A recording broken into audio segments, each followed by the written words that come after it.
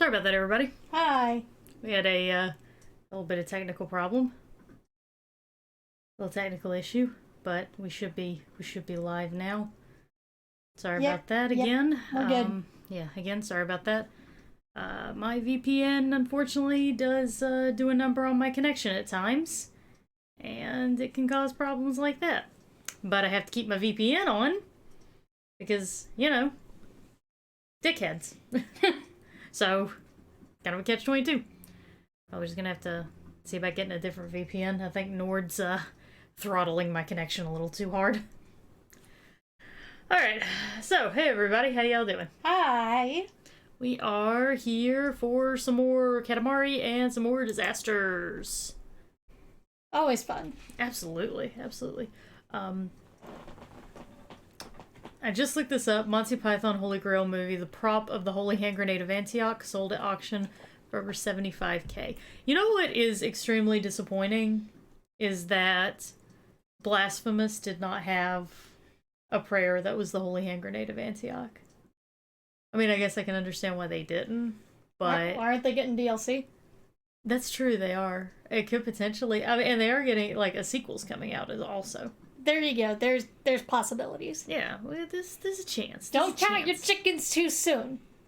That's true. That's true. We could just, yeah. You should know better. I should know better. Alright, everybody. Let's go ahead and hop on into it. Let's get things going up on my end so that Kayla can get things going up on her end. And then we will be rocking and rolling. How does the volume should sound fine because I haven't done anything at all to it, so the volume should be just fine. Can I see the stream on your end? Yep. Alright, just want to make sure everything is looking okay. That's going alright, Izzy. Thank you very much for asking. Alright. So, while we have this beautiful music in the background, Kayla, would you like to give everybody a sneak peek as to what we're going to be discussing today?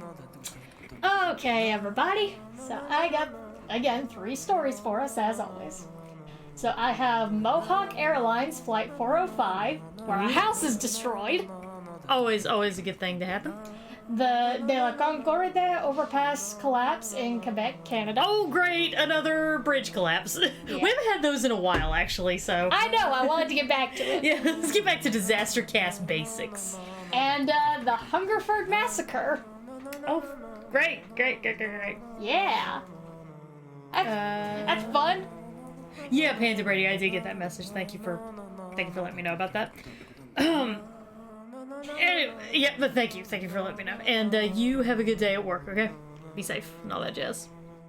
We love you, Panda. We love you. We love you. Bird, say it. We love you. We love you. Oh. All right, let me get ourselves into a thing. The level, that's the word. I can word good, I promise. Every now and again. It's fine, don't worry about it. You say that. The thing that's really getting me with this game that I don't like the motion control hop thing. I know you don't. That is like... I know you don't. I can't make it work. I'm actually gonna check the options and see if there's a way to turn that off, because I'm not digging it. Knowing my luck, there probably isn't. You ever tried archery while wearing a blindfold? You don't know what you're missing. Oh, Sholin. By the way, as a side note, I am sorry that I didn't upload anything last week, y'all. Bird tired. Yeah, bird tired. Work's been kind of fucking crazy lately, so... Yeah. Being an adult is basically just like constantly saying, well, things will calm down, next week. Yeah, things will calm down next week, and then things never calm down next week. They never calm down. If anything, they get worse. Yeah. But I'm gonna get things uploaded, I'm gonna get things uploaded, today. Izzy, thank you very much for gifting that sub to Panda Brady. That is so awesome of you. Whee! Panda Brady, welcome back. Welcome back to the sub party. And your emotes and all that jazz. Sound of vibration. Turn to title screen. That's these and this and battle and co-op. Shallow Monkey says, "What's green, fuzzy, has 4 legs, and will kill you if it falls out of a tree?" A pool table. What makes me bad about this is that he's not wrong. You can't turn it off. That sucks. Thanks for sticking around. Izzy, thank you for gifting that sub to Raging Username. Raging Username, welcome back. Hope you enjoy having your emotes again.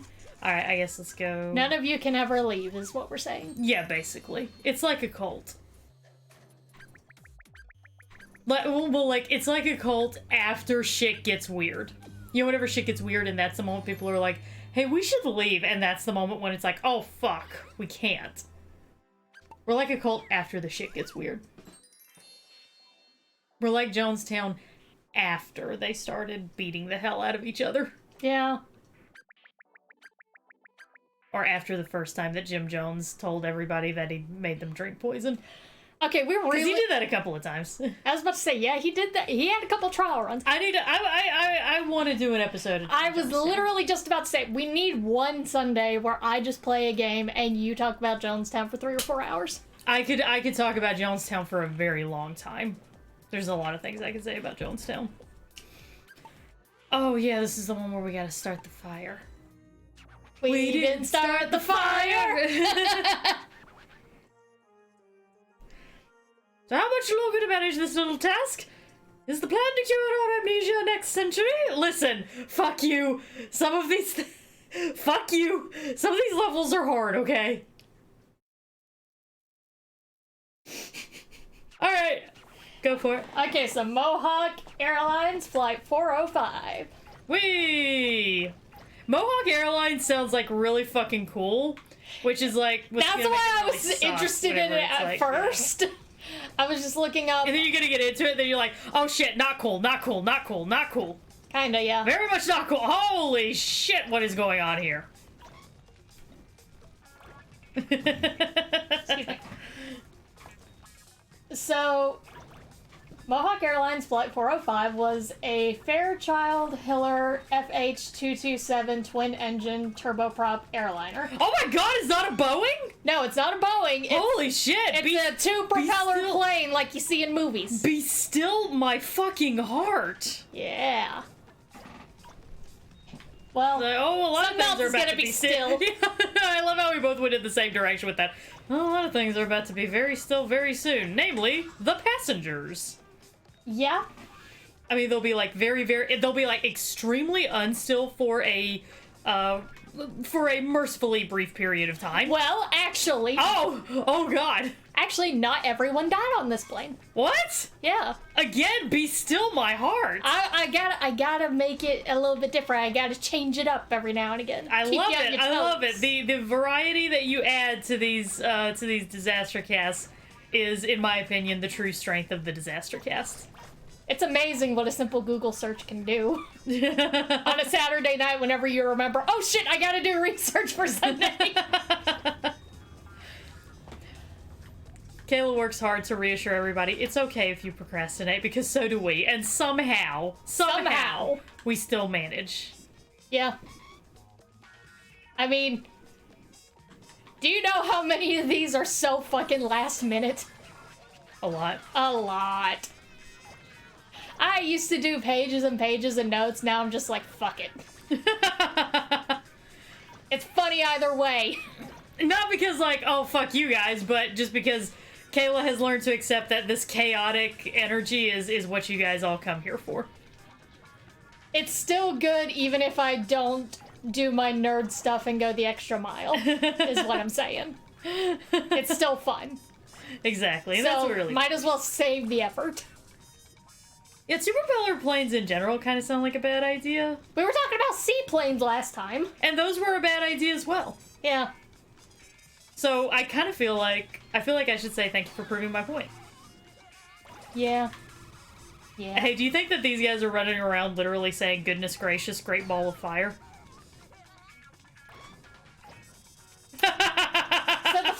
originated in New York City. Kayla's like, yes, I do, and I'm mad at you for pointing it out now. They're just not gonna acknowledge it. Moving swiftly forward. Moving swiftly forward. Moving swiftly. So, the flight came out of New York City from Albany International Airport. Mm-hmm. Oh wait, it was going to Albany International Airport. I'm sorry. How? You've ruined it all! It's all ruined! This is why I did 10 pages of notes every time. Okay. So, it was approaching runway 1 in Albany. Mm-hmm. And the weather was reported as very low visibility because there was a light snow coming down. But was everyone in high spirits?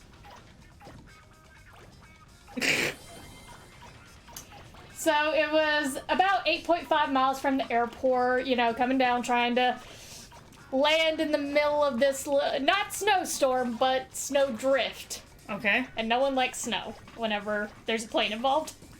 That's true. That's very true. So the flight crew contacted the Mohawk Operations Center via radio and told them that the left propeller was hung up in the crew's pitch lock. What that means is, left propeller, no turn. Oh shit! Left propeller, stop turning. Left propeller, stop turning. Oh shit! That is a direct transcript of the message that was sent. Left propeller, no turning. Oh shit! Yeah, what this means is it prevents normal thrust reduction on that side needed for landing. Mm-hmm. So about 5 miles out, the flight crew notified the Albany approach control that they were trying to perform an emergency feathering on the left propeller. So what if... Feathering is like what I do with my hair every morning. That is what it's called. What I do with my hair to make it look nice. So what this kind of feathering was is... Damn it! Yeah. Yeah. So feathering is whenever you try to get the propeller parallel and identical with the wing. So you're trying to make it match up where the wing is so that there's less drag whenever you're coming in. Right, because, yeah, that would be the best way to just... You're basically gonna pray a little bit and kind of glide your way into the That's landing. literally what they're doing. Yes, you need everything to be as smooth as possible to do that. Yeah. Okay, gotcha. So they were still coming down, still struggling with that propeller, just trying their damnedest to get it the same. Mm-hmm. And they advised the controller, we're gonna land short, which means they're not gonna make the runway. Oh, that's not good. Like, we can't do it. We can't do it, boss. Can't do it, boss. Can't do it, boss. Giving her all she got, but she ain't got no more to give. So, the plane subsequently crashed into a house 3.5 miles south of the runway. Yeah. I used to have an irrational fear of that. What, did you watch Donnie Darko? No, I have never seen Donnie Darko. It's really not worth it, to be honest with you. Hot take, Donnie Darko's kind of lame. It's alright, but, you know. Well, I think I just didn't get it. Well, I'm gonna watch it because young Jake Gyllenhaal. I mean, fair. It's just, you know, I didn't get it. Fair enough. I've heard that from people who literally... I had a friend who had a Donnie Darko tattoo of the bunny, and even she said, yeah, I still didn't get it. And I'm just like, okay? Good on you for not gatekeeping her and telling her that she couldn't get the tattoo in that case. Yeah, I'm just like, whatever, dude. I have a Star Trek tattoo, so I mean, I get it. Yeah. Anyway. So, crash landed into a house, basically. Yep. So, of the... Just, like, popped in like, oh, hi. What's for supper? Well, see, I used to have an irrational fear of that because the old house was near the small airport. Yeah, that's true, it was. We did live near a small airport at one point. And we heard plenty of... So we probably actually did have a justified reason to be worried about that. Well, I also had the same irrational fear of a large car just going off the road at any random moment and crashing into the side of the house. Okay, well, that also is pretty rational considering that the coffee house that used to be near our house that is now shut down. Amazing that the coffee house didn't survive COVID. That, like, Well, they had a car crash into them. They had it happen twice. I didn't know it happened twice. It happened twice. Car just, like, crashed right into the side as somebody was eating their breakfast. Both times was one of them, like, old-looking guys, you know, the salts of the earth kind of guys who, like, spent their younger years working as a farmhand and shit like that. Yeah. And just unfazed, just like, alright, well, that happened. They just brushed the plaster off of their eggs and kept eating. Kind of, yes. I mean, I'm gonna be honest. They just kind of, like, jumped out of the seat to, like, get out of the immediate danger. And then once the immediate danger was done, they were just like, oh. And they sat down somewhere else. Honestly, yes. I don't doubt it. Oh god, imagine if that happened at the Bojangles. There would be riots. Because it'd be like, Bojangles gonna be closed for a while now? Again? We did that, yeah, because we did that once, and we didn't do so well with that. We did not. Maybe that's how we need to get people to, like, start wearing masks again in our county, is have the Bojangles be like, y'all put some damn masks on or we're closing again.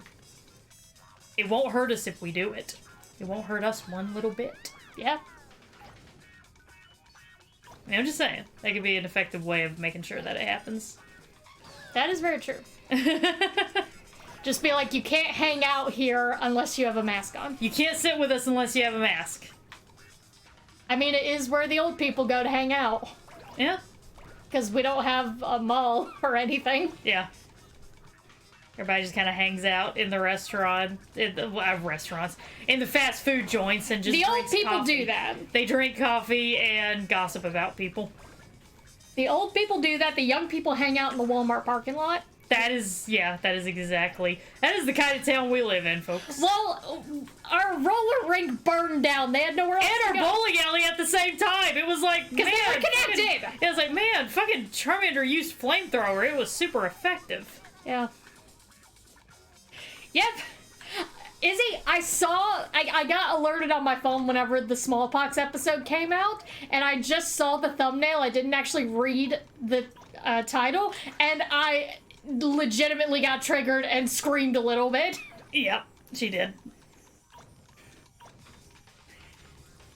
I watched it. I watched it with Ashley. Yeah, I did watch it later that day, but my god. You needed a minute. Yeah. Delegating in the Walmart parking lot. How American can you get? Pretty fucking America, it turns out. Yeah, legitimately, that's where the young people go to hang out. It's literally all that they've got. Yeah. So, you know. Yeah, like, actually 100% serious, not sarcasm. Yeah. And also, yes, bowling/roller rinks are underrated. They really are. Like, We did not fully appreciate ours. we did not. But the best part, I think, whenever we still had it, was the midnight, all-night roller skating that they did on New Year's. Yes! That was shit was always awesome. so much fun.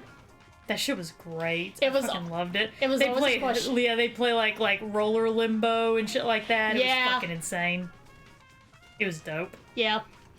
They always had good music going. Oh yeah, the music was always like fucking bops. Yeah. I'm really sad that place is gone. Me too. It was like one of the only places we could go whenever it was my birthday. Mm-hmm. And it was all... Every single year, whenever it was New Year's, it was always a question. Okay, which one's gonna last the long? Which one of us is gonna last the longest? It's a contest with you and your friends. Hey, Dusk Shadow Fox, thank you very, very much for that 26 months. 26 months of dealing with us? I can't believe it. How do you do it? Yeah, We can't even deal with us. yeah. Kayla can't even deal with me.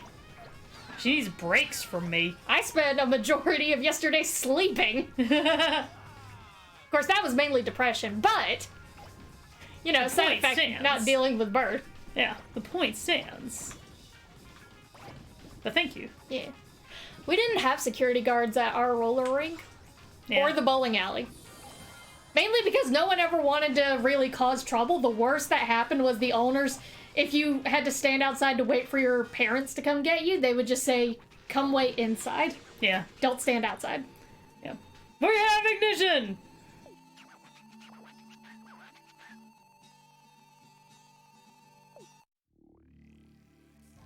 Well, Raging Username, the reason why you're being ordered to wear it is because of everybody who didn't want to wear it, so I'd get pissed off at them if I were you.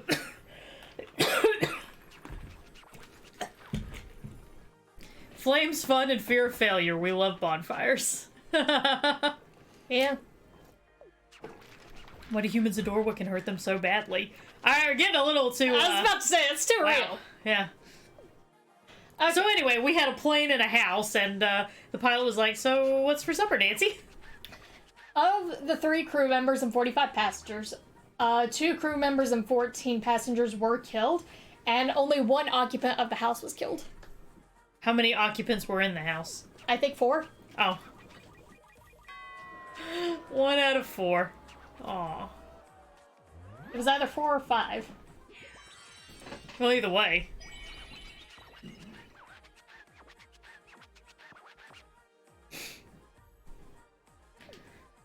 So, the National Transportation Safety Board launched a full investigation into the accident, understandably so.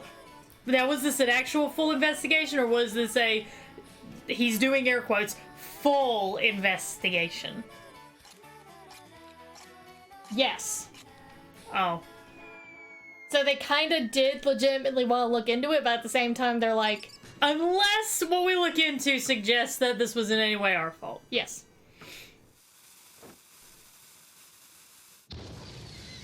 That man is dead.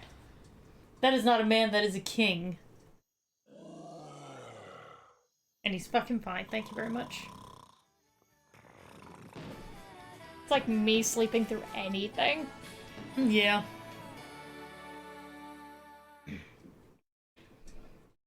Okay. So, their investigation included a 3-day public hearing in Albany, and a deposition in Washington, D.C. Luckily, both the flight data recorder and the cockpit voice recorder were recovered, and they were able to use that to find out what the fuck happened. Yay! I mean, hey, the black box is always useful if you can get it. That's, yeah. So, the investigation revealed that as the flight crew attempted to reduce thrust on the left engine during the final approach, they were unable to remove the crew's pitch lock mechanism that is used to maintain a crew's thrust setting. Thrust! Matches! This constant stress has made my heart heavy. Bro, same. I wish I was building a castle out of matches. Such a thing would really brighten up the shed where I live right now. Oh, that's a nice offer, little one.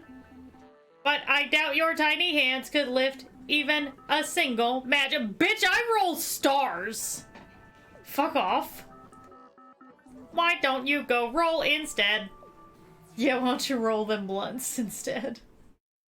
Maybe that's why Katamari is, like, so relaxing. It's like the video game equivalent of rolling a blunt. But rolling a blunt's like one of the worst parts of smoking pot. Maybe, I don't know, I've never smoked pot, so... The perfect place for a Katamari roll. Go make one this big in this amount of time. Please. Thank you for saying please, I appreciate That's that. a saying. Now I'm gonna ignore you. Hello? Fuck off. Perhaps no one loves me anymore. Oh god! I need this dude to, like, stop being you. Like, the king is very much me in terms of personality. This robot is 100% you. Yeah. Yeah. Now, Pineapple, continue with the story! So am I. Pineapple? Yes! Okay. Sorry. So, whenever they tried to do the emergency feathering and shutdown procedure on the engine to try to get it asymmetric with the wing, they were able to shut down the engine, but they couldn't do the feathering, so they couldn't get it in the right position. Oh. Well. Yeah, whenever you're coming in, you want to get the positioning just right. Kayla just facepalmed. So this resulted in the left propeller creating a high amount of drag while windmilling. Not the good kind of drag, not the drag that we like. This is a bad kind of drag. Yeah, no, even though they turned off the engine, the propeller was still turning just because of the way that the wind was hitting it. Hey, Kevlar Wolf, how you doing? Good to see you. Ain't seen you in a while. We missed you. So, the other engine, while that was operating at full power and still on, it wasn't able to, like, counteract what the other propeller was doing. Yeah, it was really just giving her all she got, Captain, but, she can't take much more. Yeah, I'm probably gonna watch Star Trek later today now. You're welcome.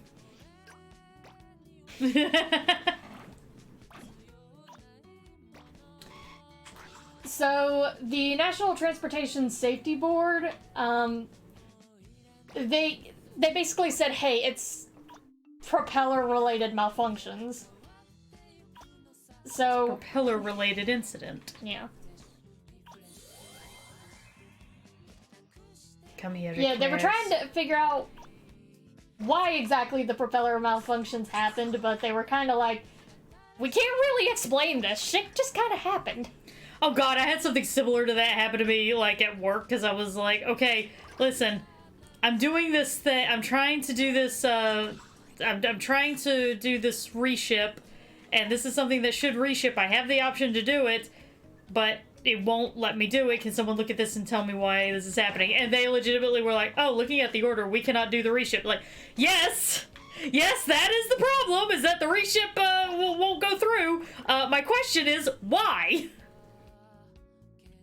Because... fuck you. Yeah. It's always fun whenever the answer is because fuck you. I actually ended up figuring it out myself. I was like, never mind, I figured it out. Isn't that how it always goes? I mean, not always. Isn't that how it goes a lot of the fucking time? Yes. Most times at this point, whenever I turn to our knowledge, like, source, like our knowledge people, it's not necessarily because I don't know what to do, it's because I'm just trying to get confirmation that I'm doing the correct thing. Well, hey, you can use this as an example in your interview of like, hey, I'm able to quickly figure things out even without the proper guidance, so I'm perfect for being able to teach other people who are coming in. Yeah. Oh yeah, I didn't mention it to everybody, but wish me luck. I hopefully have an interview sometime this week for a new position. It's part of the reason why I've been so anxious lately. Lend Bird your energy! Yeah, it's part of the reason why I've been so anxious lately. I want the interview to go well. Yeah. So wish me luck on that. Yeah. So, not being able to properly secure the left engine basically led to the high amount of drag to the point that it resulted in an inevitable and premature descent and crash. Yep, sounds about right. We couldn't get our shit together. That's it, that's the end of the story. Yeah. Okay, again, raging username, I'm gonna say really quick, I get what you're saying, I really do. Like, I do. It's frustrating whenever, like, orders and decrees have to get made. But again, I'm gonna be honest, you completely missed the thing that, like, you missed exactly what I said, like, right from the start. Because I said, I get it, it's very frustrating, but you are directing this frustration in the wrong location. The people handing down the decrees are not really the people to direct this frustration at. It's the people who couldn't be trusted to just do the fucking thing in the first place. Like, that's really where a lot of this frustration... Oh, like, I'm hearing what you're saying, but I'm telling you that you're directing it in the wrong location. Kevlar Wolf, thank you for the host. Yeah, thank you very much, Kevlar Wolf. Appreciate it. I'm not trying to call you out, Raging User. I'm just being honest. It's like, if everybody would just have done the thing from the start, there would have been no need to do a decree. So, or just gotten vaccinated, you know. And, you know, that is kind of part of the job of it is sort of the part of the job of people that we elect to positions of power like this is that we do kind of trust them to make decisions like this. We shouldn't have to. We should just be adults and make our own decisions. But it is part and parcel of the job that we hire them for. So, anyway. In its final report issued on April 11, 1973, the board determined the following probable cause for the accident. The inability of the crew to feather the left propeller in combination with the descent of the aircraft below the prescribed minimum altitudes for the approach. The board is unable to determine why the left propeller could not be feathered. Okay. They're just like, oh, well, we don't know.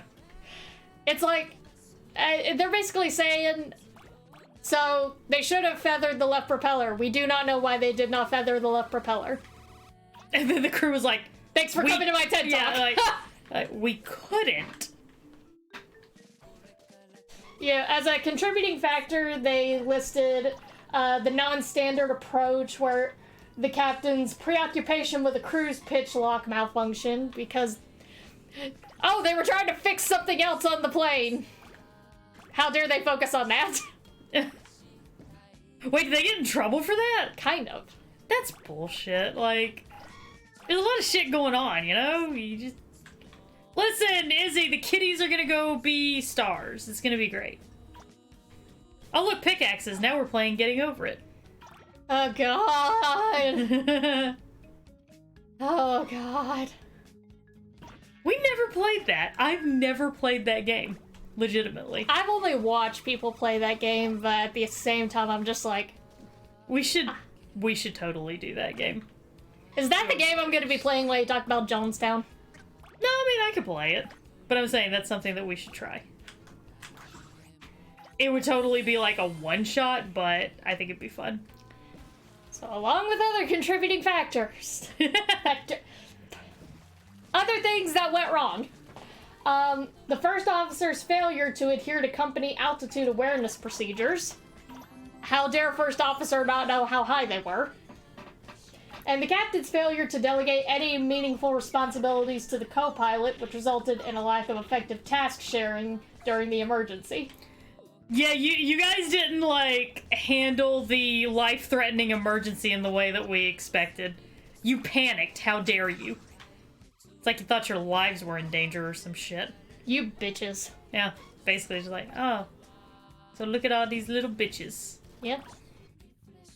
We have the tassels on the head because they are cute. Yeah, because they're adorable.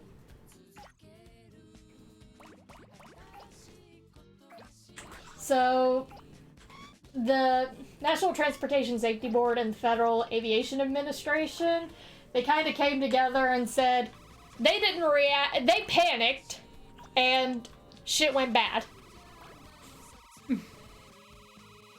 Yeah, the National Transportation Safety Board found that the insufficient guidance to pilots in the handling of a cruise pitch lock stuck condition wasn't adequate. Okay, what? Repeat that, please?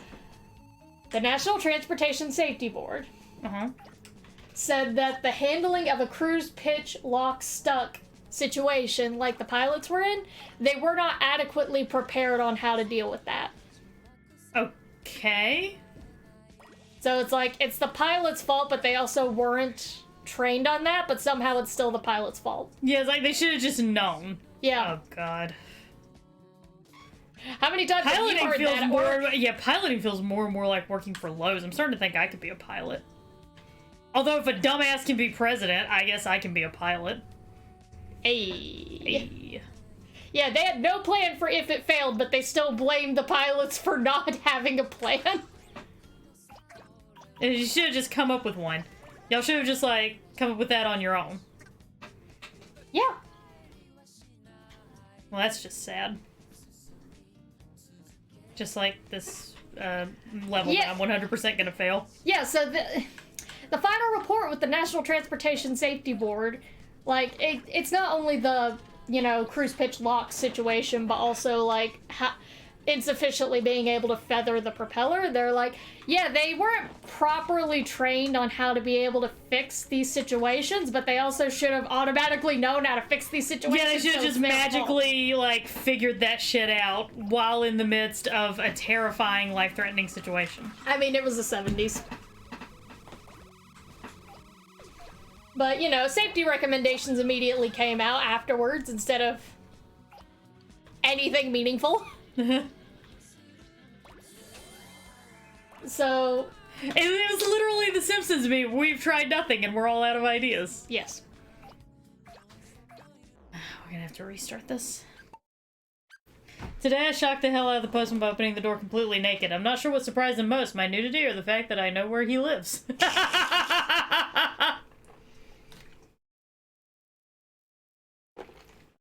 Very nice. Okay, so we've tried nothing and we're all out of ideas. Here's some recommendations for completely... that should help solve this problem, even though we're not going to actually solve the problem. We're not actually solving the problem, we're just gonna tell you that we're solving the problem. It's like, but you're not even telling us that you're solving the problem. And therefore the problem is solved. So, shoulder harnesses need to be provided and worn by the flight crew. Not sure how that was gonna help. What, like, shoulder harness? Like what, like a seatbelt or like a gun shoulder harness? I assume a seatbelt.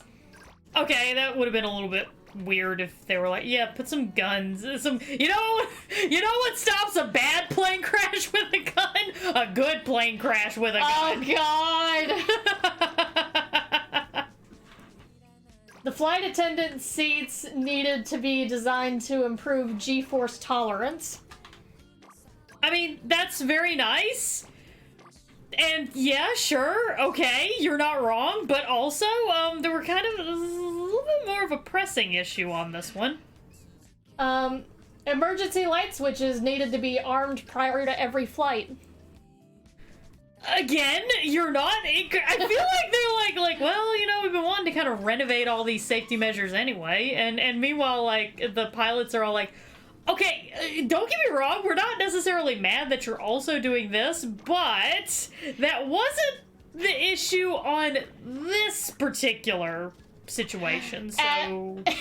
And their last recommendation was that flight crews need to be properly trained so that one crew member is always flying the aircraft and making appropriate altitude and airspeed callouts, as clearly assigned... and is always clearly assigning that duty to one crew member. Okay, again! No, we're kind of hitting the same problem every time. These are good. These are nice things to have. If we could have them in addition to policies and procedures for the thing that caused the actual crash, that would be really neat. And that's the story of the Mohawk Airlines Flight 405, where 17 people died and 35 were injured. I'm so baffled right now by everything that I just heard.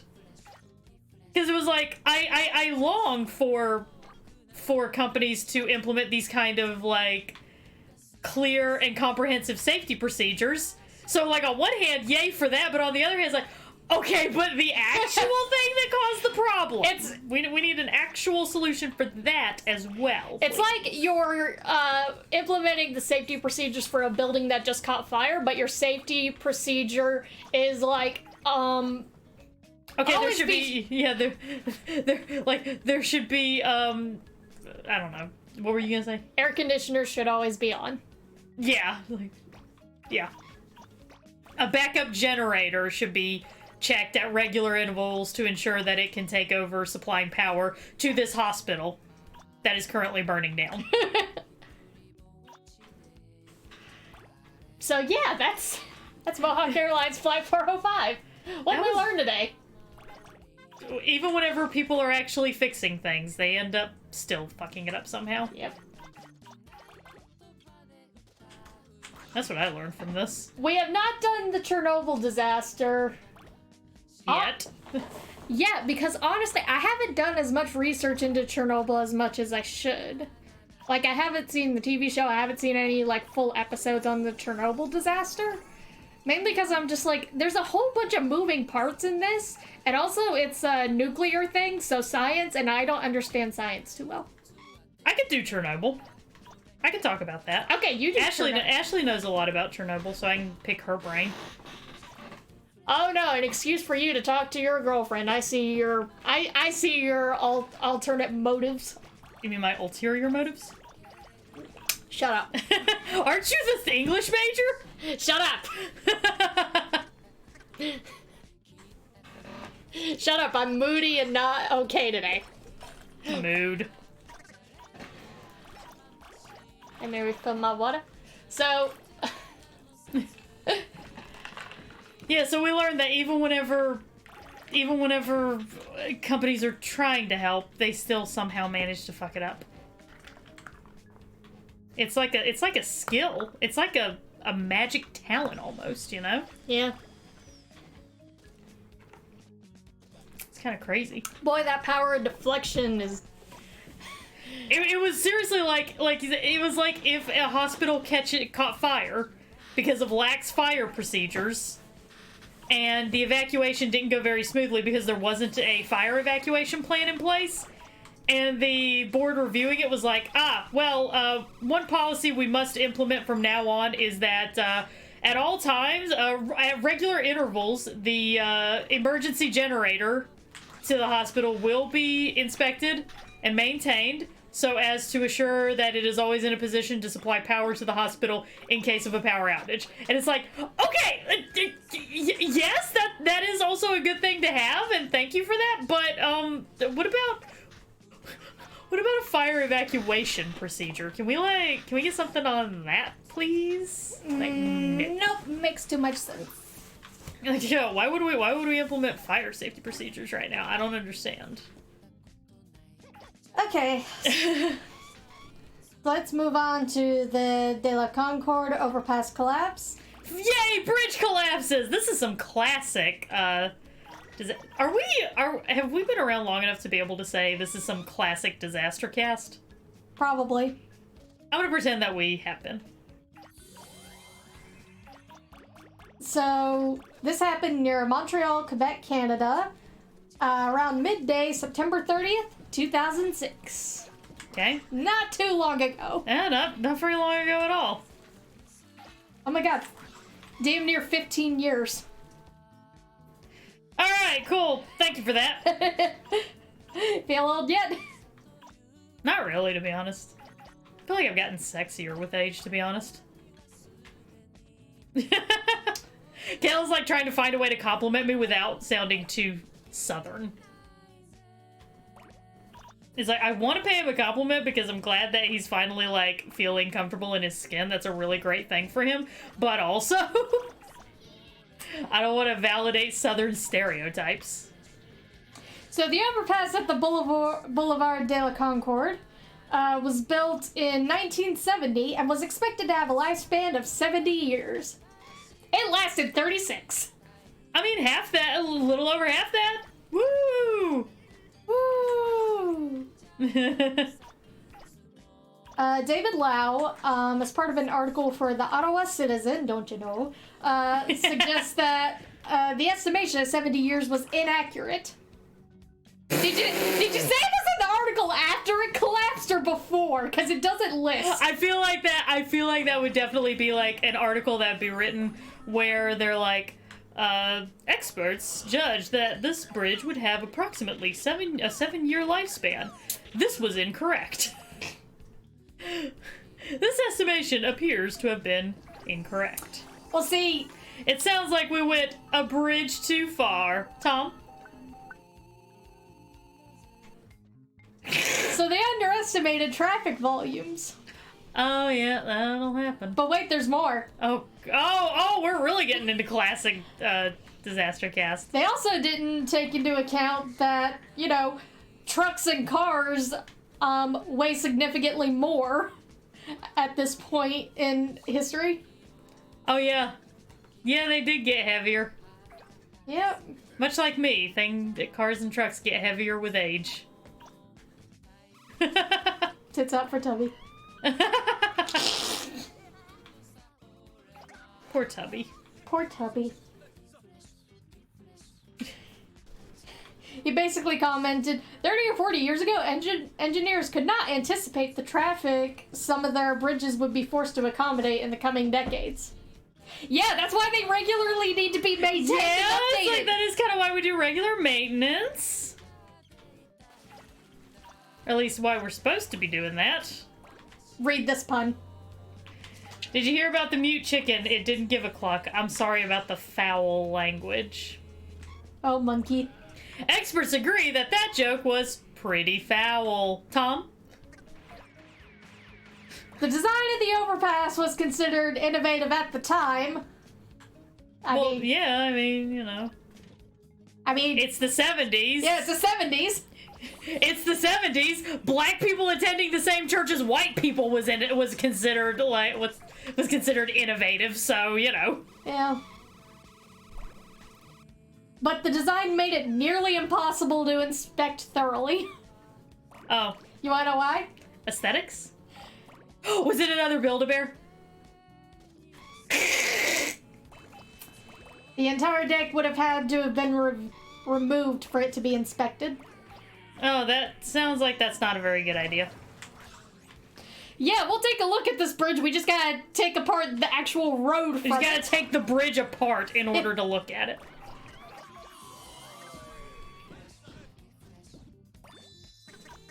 So, Michael Dupree, Transport Minister of Quebec, stated that it was inspected once a year and got a more in-depth inspection once every 3 years. This sounds exactly like... Okay, this sounds like... So,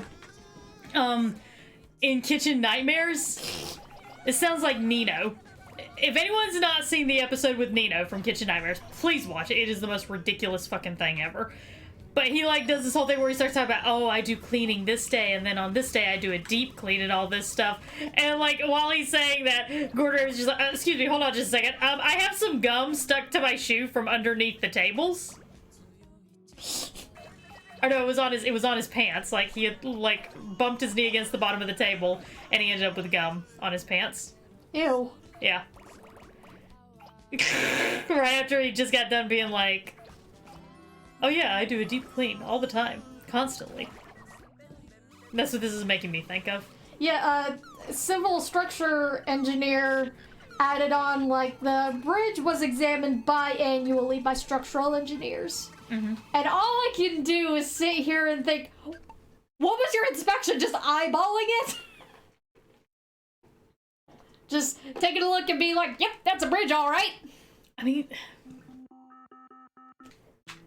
You joke, but yeah.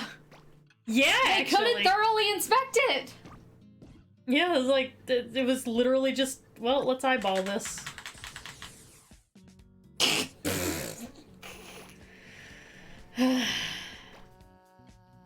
Yeah, it is what Scatino did. It is what Scatino, yeah, that is just eyeball it. Old Scatino. So... a little fun fact, a lot of people had noticed the overpass was not in good shape and actually called in to talk about it and just raised their concerns, because Canada.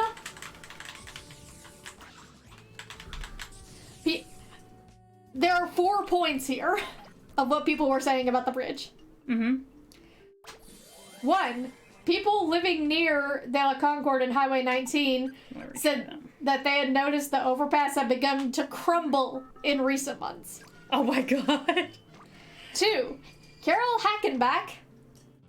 God, what a name! That's a beautiful name. That's almost as great as Karen Swallows Pryor. Which I am convinced that opinion article, by the way, I'm kind of convinced that was a joke that somebody sent in. It had to have been. Like, a name like Karen Swallows Pryor, I don't think that person was real. I really do think that a person, like, sent that in to, like, fuck with everybody, and goddamn, it worked. So, Carol Hackenbach, less than a month before the collapse, noticed there were unusually large gaps and misaligned spacing in the deck support structure underneath. Oh, yeah, it's probably not good. Boy, did they eyeball the shit out of that bridge on their biannual inspections. 3. One witness told a television network that he noticed the road had sunk an inch or two when he traveled over the overpass minutes before the collapse. Yeah, so it kind of felt like the bridge was kind of sinking underneath me. Yeah, he called into emergency dispatches after he drove, and it was like minutes later the collapse happened. Holy shit, imagine how fucking lucky that motherfucker feels. Yeah. And the final note, several motorists told the French language news network, Le Canal Nouvelles, I don't know, I don't speak French, that they had called police up to an hour before the collapse to report seeing fissures appearing on the overpass roadbed and chunks of concrete falling onto the road below. People were literally like, hey, something's wrong. Can y'all come and, like, close this bridge or something? They were calling an hour before the collapse happened. You're like, y'all should, like, close off this bridge or something. Literally anything. Yeah. When the Quebec Ministry of Transport was contacted regarding, blocks of concrete falling onto Route 19 from the overpass, a patroller was sent to do a sight and sound test. What is that exactly? You eyeball it and listen. What are you listening for? The screams of people as they plummet to their deaths? Listen if you can hear anything hitting the ground. It depends on how long it takes you to get in there. Yeah. Yeah, so he was sent to do a sight and sound test to gauge whether the road needed to be closed and if they needed to clear away concrete hazards. This was 30 minutes before the collapse. Oh, God. Neither roads were closed. They're just like, no, it's fine. I don't feel like closing roads. He concluded that the bridge presented no immediate danger. I assume as his shoulders were getting covered in just dust from concrete. Yeah, it's like, dude, that's not good. It's not supposed to be doing that. But although if they had blocked the road, they'd probably just be like, it's my God-given right to drive on this road, so I'm gonna do it anyway. It's Quebec, Canada. So. Well, then I'm gonna do it anyway, if you don't mind. If you don't mind. If you don't mind. Sorry to inconvenience you at this time. But the patroller did demand that an inspection be carried out as soon as possible. But wait, there's more. God damn it. The patroller was told, okay, an inspector will be out there Monday, 2 days from now. So, Again, 30 minutes. I feel like this patrolman probably did, like, think about closing the bridge, but genuinely was like, oh, if I do that, they're gonna be like, me, my freedom, me. So 30 minutes before the collapse.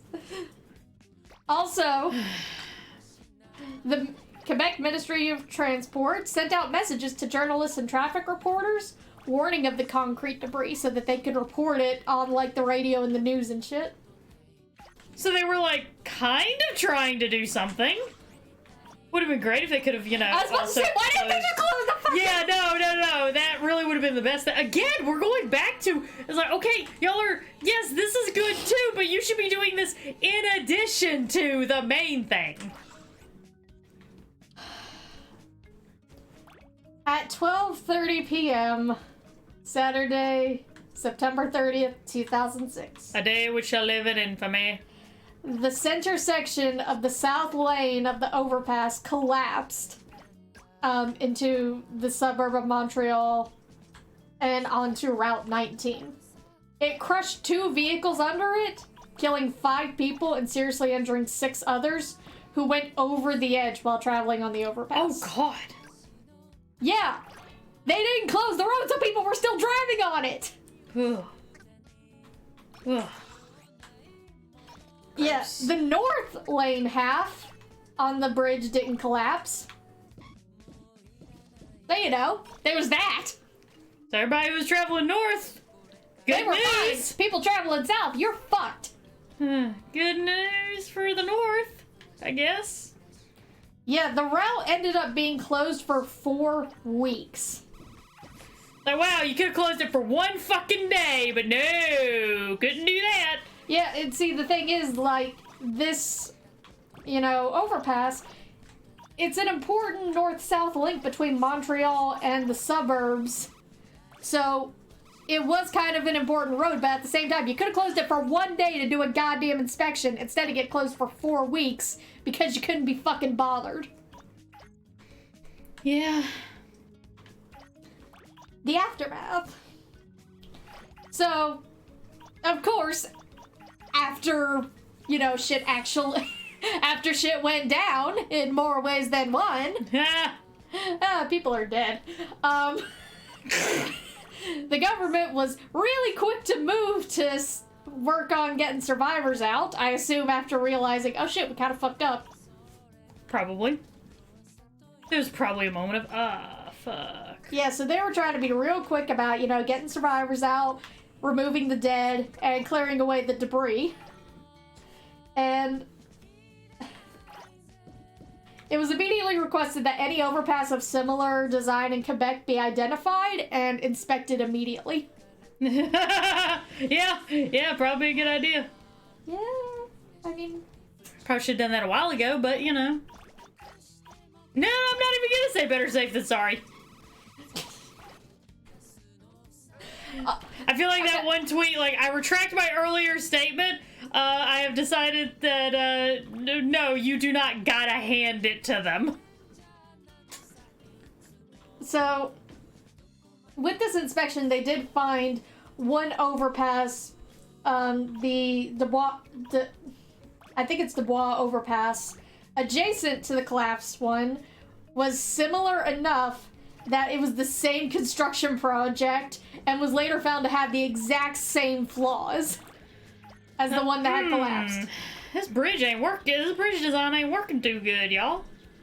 But wait, there's more. Oh, God. It was closed to traffic in less than 3 hours after the initial collapse. Mm-hmm. And then it was subsequently demolished. Wow. They're just like, no more bridge. No more bridge. They literally went, no more bridge. Yeah, boom, we fixed the problem, no more bridge. And then everybody was like, how am I supposed to get home? Pretty much. Yeah, the Monday following the collapse, October 2nd, while everyone was trying to get to work, 3 major expressways from Montreal to Laval were gridlocked with vehicle lineups. And it was backed up as early as 6 a.m.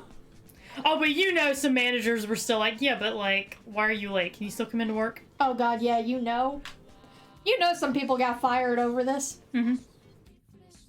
It's like, there is literally a blocked road. It is completely gridlocked. Yeah, normal traffic flows along Route 19 amount to 57,000 vehicles per day in both directions. Oh, God. Yeah, the collapse obviously caused some changes to these figures. Sorry, just the way that you... Oh, God. I'm sorry, just the way that you, like, downplayed that. So, you know, these figures, were slightly affected. Yeah. Yeah, so a whole bunch of people had to change the time that they left for work. Or what mode of transportation they took. Like, I guess I just, like, somebody just, like, set their briefcase down and went, I guess I just live here now. It was like a question of, do we take the bus, do we take the metro, or do I drive my own car? And if I do I take the official detour, or do I find my own way around? Mm-hmm. So, you know, changes to the figures, it was fine. Totally fine. Everything's fine. Don't worry about it. So in response to all of this, the Quebec government instigated several strategies to speed the recovery effort and to minimize the inconvenience of commutes. Oh, God. Is this gonna make me facepalm? Probably. Oh, great. So the Quebec government made it a priority to rescue survivors, remove the dead, and remove the debris, as I said. Okay. The demolition work closed Route 19 for a little under 4 weeks, as mentioned. And again, It actually caused motorists to get up earlier and use special buses to commute to the city because there was no other way to get there at that point. Great. Yeah. We're having a great time. We're having a grand old time. Yeah, these buses were shuttles provided to ferry commuters between the new park and ride sites and subway stations. They had to put in a brand new shuttle route for buses to overdo this shit. And all this could have been avoided if they just closed a goddamn road. Just for one day. For one day. For one fucking day. So, yeah. The government also put detour routes in place and urged commuters to take public transportation or to carpool. Imagine how that went over. Probably not well. So CAA Quebec, a non-profit organization, also urged commuters to consider carpooling as an alternative to driving, suggesting their free carpool ride-sharing program, which allows drivers and passengers to network to organize carpools. So, you know, people were, even though it's a non-profit organization, organizations were still looking to try and, you know, get their name out there. I mean, you know. Transit authorities in Laval and Montreal also increased services on some routes to accommodate more commuters. Because, you know, it's kind of weird whenever you're taking a bus one day and there's only, like, that sweet old lady who lost her license because her grandkids took it away, and the old homeless man who didn't have a chance in life, and then all of a sudden you see 30 people with fucking briefcases getting onto your bus, and you're like, what the fuck is going on? Yeah, what is happening? Yeah. So, an extra commuter train was put into place. Extra park and ride parking lots were also used, including a free bus shuttle to subway stations. Reserved bus lanes were extended. There was another 3.5 miles to 2 high-frequency bus routes added. Okay. And again, just more buses were being bought and put in. Just like throw some buses at it. Yes, they were literally throwing buses at the problem. I mean, fair? Yeah. Yeah. So, Montreal Gazette transit journalist Andy Riga interviewed Marc Laforge from the Société de Transport de Laval about the transport department suing Transport Quebec to pay for all these extra services. Yeah. Like, who the fuck is paying for all this? Pretty much. Which I guess is kind of a valid question, all things considered. Yeah, they were asking for $312,500 for now. Yeah, for now. We'll keep you posted if that figure changes. Yeah, that's $12,000 for each of the 25 weekdays from October 2nd to November 3rd. Oh, God. Well, and also to pay for the overtime for the drivers. Well, yeah. Again, though, you know, pretty valid questions. Yeah. So, hey, we're in this situation because you motherfuckers couldn't close a goddamn bridge for one day, so, yeah. What's up? How you doing? And on top of this, oh God, Ontario donated a GO train to increase ridership in the wake of the weekend collapse. I gotta respect the people who are using this as a business opportunity, not gonna lie. Yeah, I mean, I get it. Lemonade out of lemons and all that jazz. Yeah, so there was a rail line that runs along the site of the tragedy, and more people want to use that rail line, so they had to add an extra train on there. Yeah, makes sense. A GO train, G-O. Capital G, capital A O. ghost train. Not goat as in the animal, goat as in greatest of all time. Whoever the fuck came up with that shit, we should probably burn them at the stake. Yeah. On October 3rd, 2006, the government of Quebec called a commission of inquiry to determine the cause of the collapse. And just over a year later, on October 15th, 2007, they released a report of its findings. Bridge no worky. They recount the events just before, during, and after the collapse, discussing the overpass design and history, the cause of the collapse, as well as other contributing factors, suggest who is directly responsible for the collapse, and made recommendations to prevent such an event from reoccurring. Okay. So the determined causes, we got a fucking list. Oh, shit! We got a list. Excellent. Hold on, let me get a drink. Oh, you gotta, like, prep for this. Okay. So, they agree that the overpass collapsed due to sheer failure in the southeast abutment. A butt. A butt. It failed in a butt. It failed in a butt! Okay, sorry. Had to get that out. So there was a horizontal plane fracture that had slowly just grown over the years, and no one did anything about it. I wonder if they even noticed it. Probably not. Nito showed up, was like, I inspect every week. Every week I inspect. The fracture allowed the part of the abutment below it to break away from the part above. So literally just a major part of the bridge just kind of went away. They were growing apart as the years went on. A major part of the bridge just like one day just went, hey, I'm going to the store to buy cigarettes. Yep. It's an abutment is basically like, it's at the end of a bridge span to support the main structure. Mm-hmm. So it is a very important part of the bridge. And they have abutments at each end to provide vertical and lateral support. Mm-hmm. So again, it was a very important part of the bridge that no one ever did anything about. Right. They just... Oh, jeez. That's just, like, why? You know? Yeah. Lunatic Goose is right. The abutment is part of the bridge connected to either end.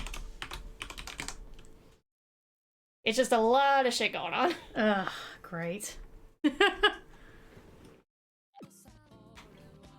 just a mess. Tends to be earth and concrete. Yeah, kinda, yeah. Yeah, so again, the abutment was just breaking away from the bridge. Oh, great. Just pull it away. It's like, we're just gonna, like, they told him it was just gonna be a short break. It was not just a short break. They were saying it's gonna be a short break while they were moving their stuff out of the apartment. Moving their stuff out and, like, swiping right on Tinder with another bridge. Yeah. So, the three main causes, according to the commissioners, were: 1. During design, the steel reinforcement was concentrated in one layer, causing a weak plane, and this did not contravene the code provisions at the time. Mm-hmm. They didn't have as much reinforcement as they were supposed to. 2. During construction, the reinforcement was not put into the proper locations and exacerbated the design weakness. The I hate when a design weakness gets exacerbated. It's like my least favorite thing. The contractors and inspecting engineers were blamed by the commission for this happening. Yeah, makes sense. That's usually how that goes. Wasn't built to code. What a fucking shock. Yeah, you're right, Raging. And 3. A low-quality concrete was used in the abutments, causing poor freeze-thaw behavior. And again, this was blamed on poor communication at all levels, including the government-defined requirements at the time. Oh, God. You weren't kidding when you said there was a list. Yeah. I was kind of joking when I mentioned in the topic about how today we're gonna, like, really examine what it means whenever you're the lowest bidder on a job. You did not realize how right you were. Yeah, like, I mean, every bridge you drive on was built by the lowest bidder. Yep. By the guy who said he could do it the cheapest. Every single one of them. So, you know. So, you know, there were other contributing causes. But it wasn't completely agreed upon by the experts. But we got a list of them anyway. 1. All thick reinforced concrete slabs should have shear reinforcing. And this is a deficiency in the existing bridge design code. So no, the code did not say that there had to be reinforcing in case a big tear happens in the concrete. Wow. All I can think about is like the guys from the Nostalgia Critic who are just like, well, the chart says. Yeah. But the chart doesn't say anything about this. Well, the chart says. The chart doesn't. This isn't on the chart. Oh shit. Well, the chart says. Number 2. Proper waterproofing was never installed, even during the bridge repairs done in 1992. Oh my god. Like, you had a chance, man. You had a chance to write this. And 3. Extensive concrete removal and rebar exposure caused during the 1992 repairs weakened the structure. Wow. It's like you had multiple opportunities to fix this, and each time you just made it worse. And we have the names of 4 people who were responsible for unprofessional work on the overpass. Yeah, we doxing those motherfuckers here and now. About to say, let me read them off. Wait, they removed Yeah, they removed the concrete and the rebar. Well, they removed the concrete and exposed the rebar. Was it to make room for more Build-A-Bear? I had to do it, okay? I had to do it. Whenever you start talking about them removing things they don't need to remove, I have to ask if it's to make room for another Build-A-Bear.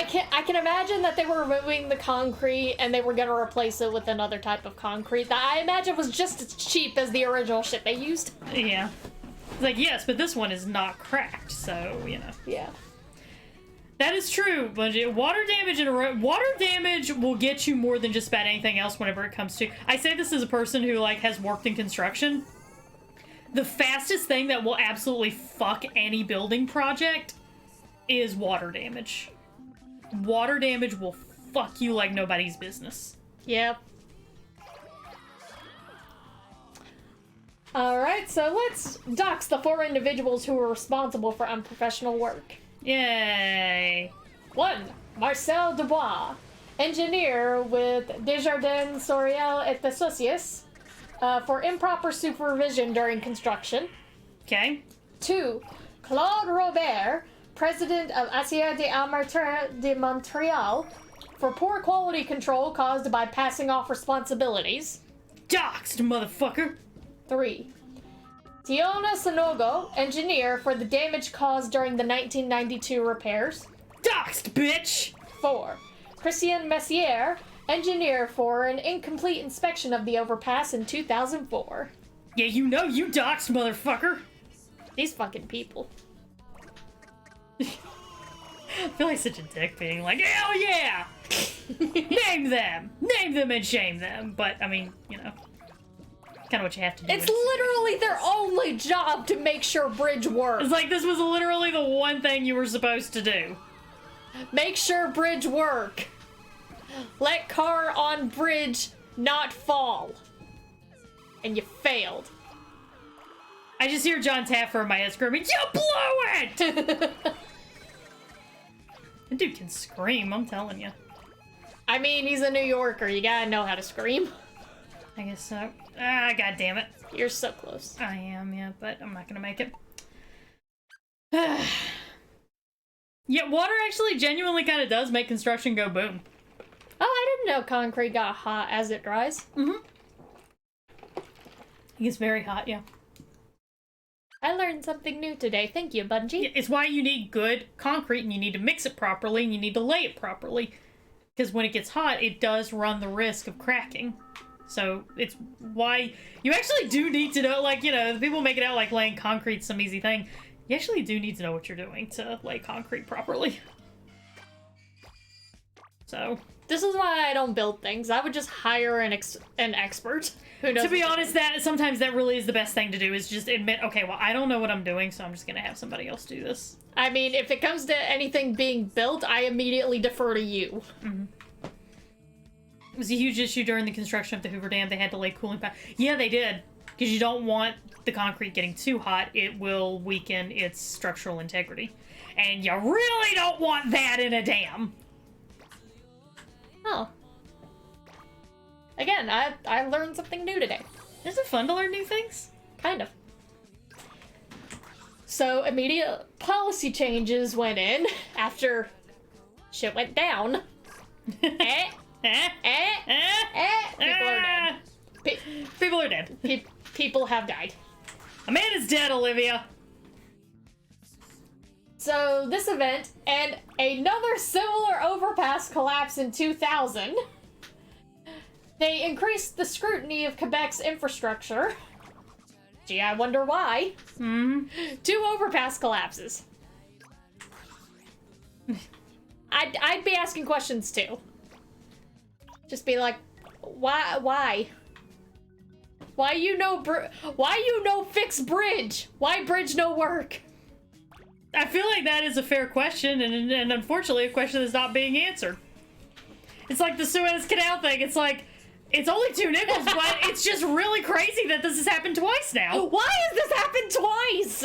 Yeah, the Suez Canal is blocked again, by the way, y'all. So if any of you are ordering some, like, big appliances or shit like that, good fucking luck. That shit's gonna be late. The shit's gonna be late. This is gonna set things back.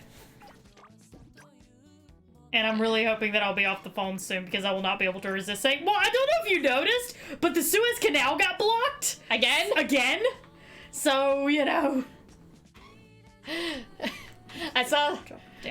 I told Bert about this. I saw the perfect quote about this whole situation from Phineas and Ferb Doofenshmirtz saying, if I had a nickel for every time this happened, I'd have 2 nickels. It doesn't seem like much, but it's weird that this has happened twice. Mm-hmm. It's just crazy that, you know, we're dealing with this a second time. Oh, the stuff got resolved within hours. Oh, well, that's good. Oh, okay. I just saw the trending Twitter moment and was immediately like, okay, I guess we're gonna read some more funny ship names on more Twitter of the my favorite meme was the one where where the ship was blocked and it was like, oh no, I'm stuck. Stepbrother, what are you doing? Jesus. That was a fun meme. I enjoyed it. Yeah, Bungie, at least it got taken care of better than the other one. It's only been blocked twice. Yeah, I know, but it's crazy that it's been blocked twice now. It's like, once wasn't enough this year? No. So... I'm sorry, Nia. I'm sorry, everybody, for reminding you all of that meme. I'm sorry. But it was pretty funny. That was my favorite one. I meant to by the way, speaking of memes, I'm gonna have to try to remember to do this next year. Because I didn't do it this year because I was fucking working, and also, you know, the 500,000 or so Republicans who normally remind me to never forget September 11th all died from COVID, so I forgot about September 11th. But, like, I meant to, I was planning on making, and I just never got around to, I was planning on making a little picture from, like, the Joker, the one with Joaquin Phoenix, where he's, like, you know, where he's on the TV show. It was gonna be, the host was gonna say, are you saying that Americans didn't all unite in one big happy family right after 9/11? And Joker's like, yes, that's what I'm saying, and I'm sick of everybody pretending that we did!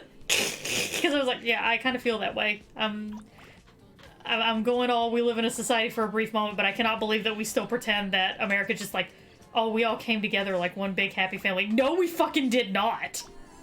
I remember that shit. We did not.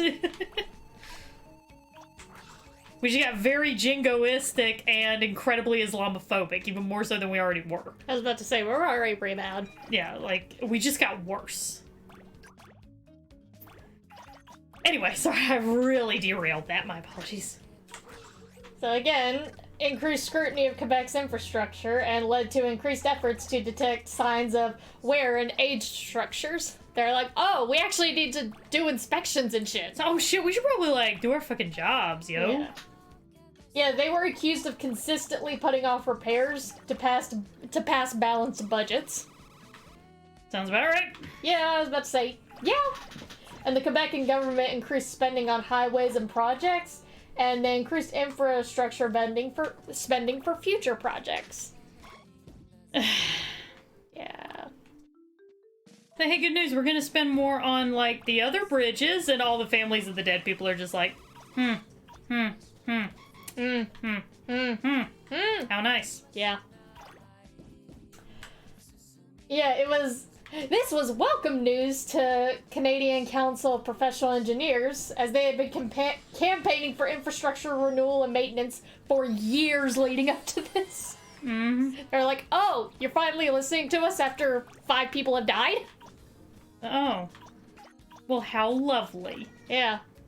Thanks. Thanks. Thanks for that. I remember more flags and my mom stopped celebrating her birthday. I feel like people shouldn't have to stop celebrating their birthdays because of bad events that have happened on the same day. I'm sure there's plenty of awful things that happened on September 1st, but I'm still gonna celebrate my birthday. I mean, my birthday's on January 1st. Yeah. The only reason I don't celebrate mine as much is because I share it with 3 other people. Yeah, which is kind of crazy. 3 other people in our family share the same birthday as me, and it's weird. Mm-hmm. It's crazy. But I kind of dig it. Well, yeah, but it's already on a holiday where I can't go out and do anything for my birthday. Yeah, that's true. Which just means that we, like, take you to awesome things, like, before and after. Yeah.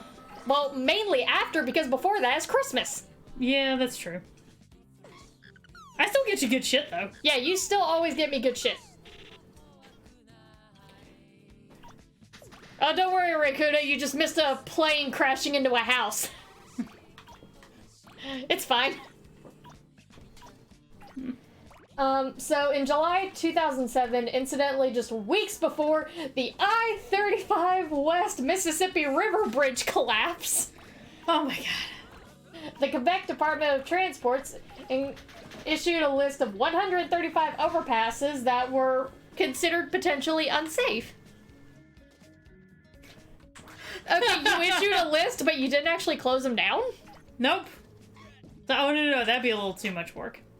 You know, one kind of almost comforting aspect of the DisasterCast is it's good to know that this kind of, like, idiocy and corruption and failure in bureaucracy is not, like, just unique to one country. Yeah, it transcends all borders. Yeah.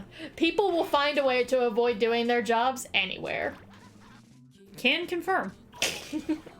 I was about to say, you know that better than anyone. Can confirm. Yeah, the overpasses were put under close scrutiny and closed to all overweight trucks. The trucks were just starting to get their self-esteem back. Me! Me! And the city of Montreal issued a list of a few overpasses under its own responsibility, citing that they were also under close scrutiny and closed to overweight traffic. So again, you don't close it completely and repair it. You just say, fat tricks can't go over this. You just say no fat chicks. I'm sorry, everybody. Oh, Canada. You fat shaming pieces of shit. So, the day after the I-35 West Mississippi River Bridge collapse, City of Montreal revised its policies for one of the overpasses, closing it completely to all trucks. Okay, oh, now, alright, now even no skinny chicks also. Dudes only, this is a gay bridge. And the overpass has since been demolished and replaced with an intersection. Okay. I don't know how long after their issue of gay went in before they got rid of the bridge. Before they finally said, you know what, maybe this bridge thing just ain't working out. Yeah. Before they just went car sexual. Yes. So as of April 2008, 28 bridges in Quebec are slated to be demolished due to structural deficiencies, and 25 are to receive major repairs. That's the last report of April 2008. Yay! God only knows if they actually got fixed. Yeah, God knows we don't. Yeah. But I imagine that if they didn't, we'll probably know soon. Oh yeah, we'll find out. To be continued. Yep. Alright. What'd we learn? That the soul-crushing despair of bureaucracy and the desire to literally do anything except your job transcends all borders and all barriers. Yeah. People will always avoid their jobs. Yeah. I think this is where you gotta hop. I'm trying! See? There it goes. It was like, this Katamari can go anywhere, right as I am stuck in a narrow space, and now I'm definitely not gonna... I'm really pissed off now because now I'm not gonna beat this level. You gonna be okay, Bert? Yeah, I'll be alright. I'll just try again. I think everyone's pretty well accepted I'm not the greatest at this game. Well, I think they've accepted that they're here for me. That is... yeah, that's fair. That's fair. Alright. So the Hungerford Massacre. Yeah, let's go from a case of wanton neglect to just straight up homicide. Why not? Why not? Yeah. So, Bert, have you ever heard of this massacre? I have not. So, it happened in Hungerford, England, in the UK. Okay. Happened August 19th, 1987. Alright. Between 12:30 p.m. and 6:52 p.m. This was 6 hours of bullshit. Oh, I love how you're calling it bullshit. Like, I thought you'd be like, so this is 6 hours of a very horrific event. Oh yeah, it's 6 hours of murder. Oh god. Yeah.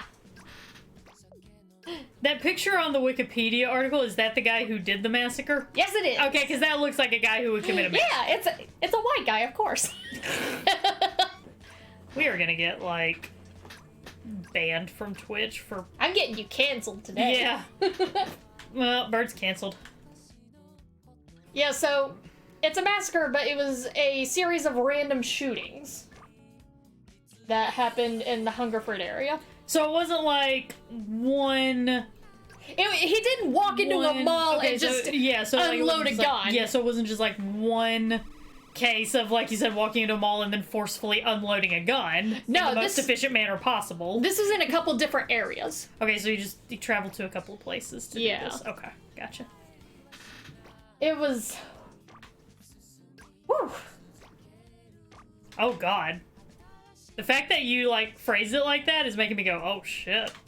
Also, I'll tell you this now, no firm motive for the killings has ever been established. Oh, okay, great, even better. Yeah. Like, so we have this whole thing that took place, and spoiler alert, we're not exactly sure why. Yes. Great.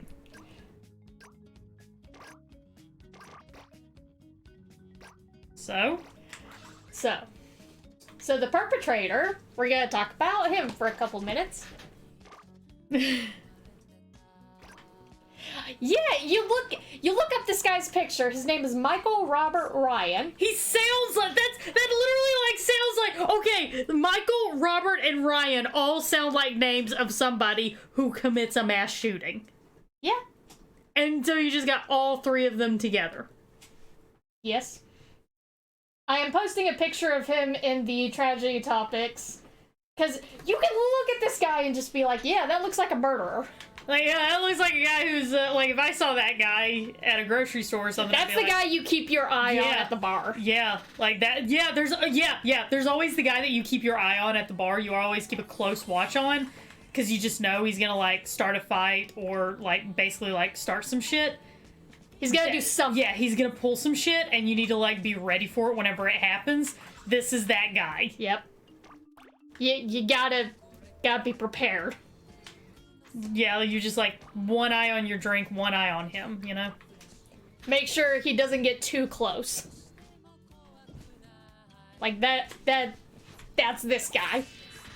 So Michael Robert Ryan was born May 18th, 1960 in Marlborough, Wiltshire, as the only child of Alfred and Dorothy Ryan. Okay.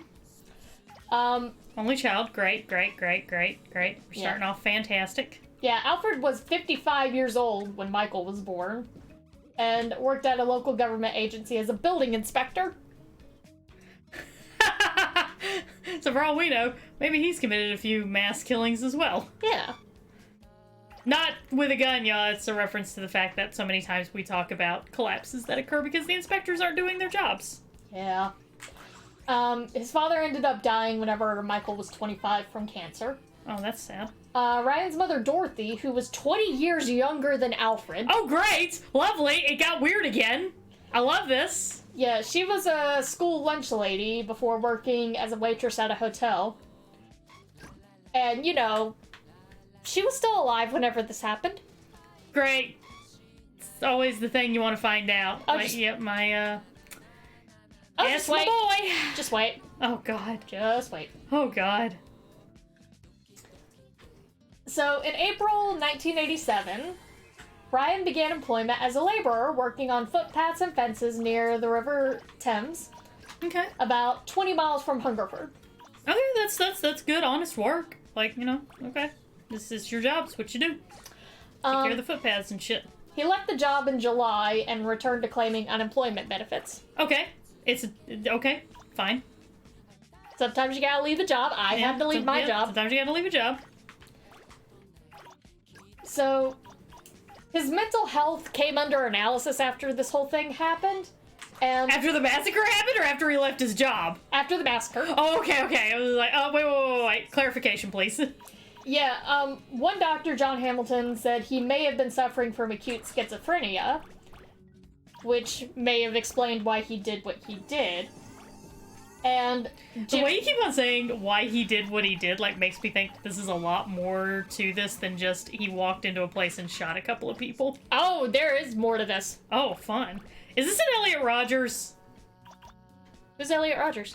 Elliot Rogers, the guy who was really upset because women weren't throwing themselves at him, so he was like, I'm gonna go on a grand massacre, or I'm going to kill all of the sorority sluts! But actually all he did was just, like, kill his Asian roommate and his Asian friend.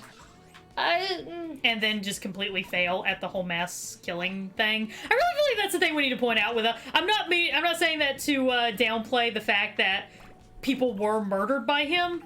I just feel like we need to discuss the failure of his plan a little bit more to, like, take away some of the, like... I feel like part of the reason why these mass shootings happen is because, like, it's definitely a way to get yourself noticed, and we sort of, like, have this crazy mystique around it. Most people don't actually know that in the grand scheme, most people don't actually know that Elliot Rogers' little plan was basically a massive fucking failure. Like, he did not do any of the things that he was planning on doing. So, kind of in the same vein of how Columbine wasn't a planned mass shooting, it was a failed bombing. Yeah, exactly. Yeah, and I think that it's important. Like, again, we need to do it in such a way that we're not downplaying the people who really did die. But I do think we need to, at times, really, like, take the time to point out, listen... What a fucking failure. This actually was a massive failure whenever you look at what he wanted. Oh! Bungie, thank you very, very much for those 5 gift subs. Bungie. You're super awesome. I really appreciate you. Thank you. Thank you, buddy. Bungie. So, Raven, Lunatic Goose, Ruby Snowdrop, Queen Lunara, and Zag. Enjoy your new subs. Yay! If you haven't already had our emotes, then enjoy your emotes. You get a Whelp emote, you get a Power Up emote, you get a Heart emote, you get a Kayla emote. And then, of course, you get your very own Rookie Junior Deputy badge, identifying yourself as a Rookie Junior Deputy highly trained in the art of de-escalation. Speaking of de-escalation. Yeah, speaking of de-escalation. So on top of one medical doctor saying he may have been suffering from acute schizophrenia. A forensic psychiatrist, Jim Higgins, suspected that he was psychotic, and saying that part of his murder was a schizophrenic crime. I don't want to spoil what it was. Yeah. Oh, God. Is this gonna be like a Walter Sullivan thing? Who is Walter Sullivan? Walter Sullivan is in from Silent Hill. Oh, He's the main baddie in Silent Hill 4, and he yep, goes on this murder spree basically. Yep, because I know who you're talking the about. Ascension of the Mother and all that. Yeah. Yeah. Now I'm sitting here like, is this a fucking Walter Sullivan thing? I mean, a little bit. It's weird. It's weird. It's bad.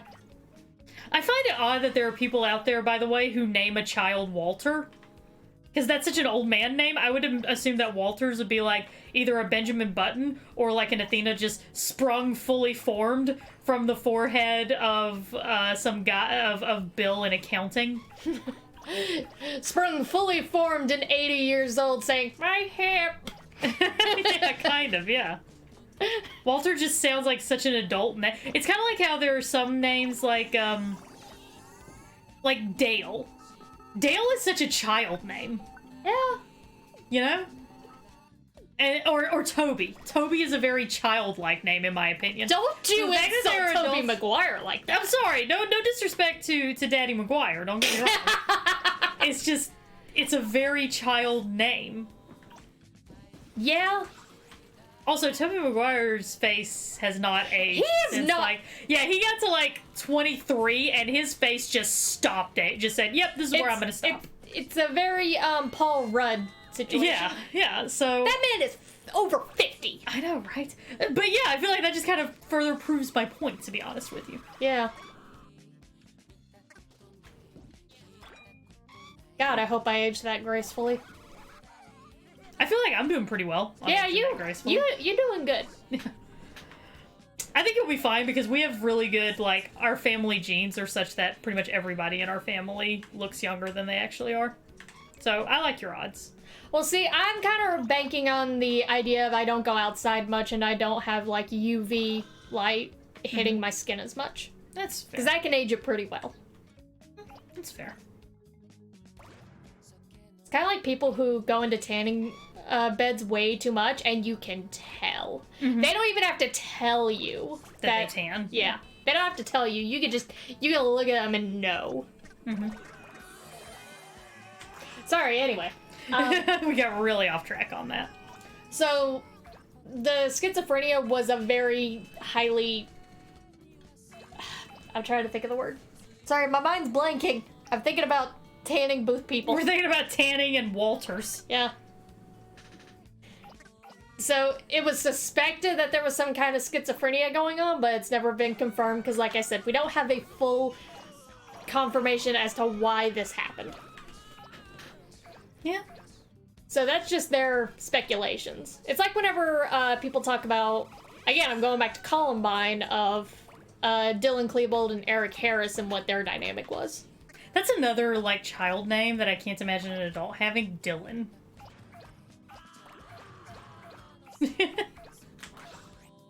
Oh. Yeah, see, like, now it's like stuff you're never gonna be able to unhear. It's like, yeah, I can't imagine an adult having that name. Huh. I feel like I'm kind of blowing Kayla's mind right now. So let's talk about the guns he had. Oh yeah, I guess we should probably, like, talk about this thing. Well, this Dylan never got to be an adult. I mean, that is fair, Jesus. Izzy. That's fair. That's fair. I would say, God, you're so hard on him, but then I remember, oh yeah, he's a killer. Yeah, fuck that guy. Yeah, he's a killer. Okay. So, Brian was issued a shotgun certificate on February 2nd, 1978, and in December of 1986, he was granted a firearm certificate covering the ownership of 2 pistols. Great. So, they got certifications and shit to be able to own firearms in the UK at this time. Yay. Mm-hmm. Yay. Yeah. Certified gun owners. Well, see, the license only permitted Ryan to use the guns at approved ranges, and that he would use them at a target shooting facility in Abington, and also that he was a member of a rifle club. Okay. So basically, like, doing everything short of hanging a sign over his neck that said, I have an incredibly small penis, and I'm very, very insecure about it. Yeah, he also got another certificate to cover another pistol that he was gonna buy, and he applied for another firearm license for 2 semi-automatic rifles, which was approved. It's just like, it's like True Crime Obsessed whenever they talk about all the shit that you can buy, how it's so hard to get ADD medicines that are prescribed to you by a doctor, but meanwhile you can go into a Walmart and pick up everything you need to clean up a murder, just like that. Yep. So, he owned 8 firearms at the time of the murder. Well, time of the massacre, sorry. I'm used to just saying a single murder. But he only used a Beretta 9mm pistol, a Norinco Type 56 semi-automatic rifle, and an Underwood Carbine .30 rifle. He's got some guns. Got some guns on him, not gonna lie. Yeah.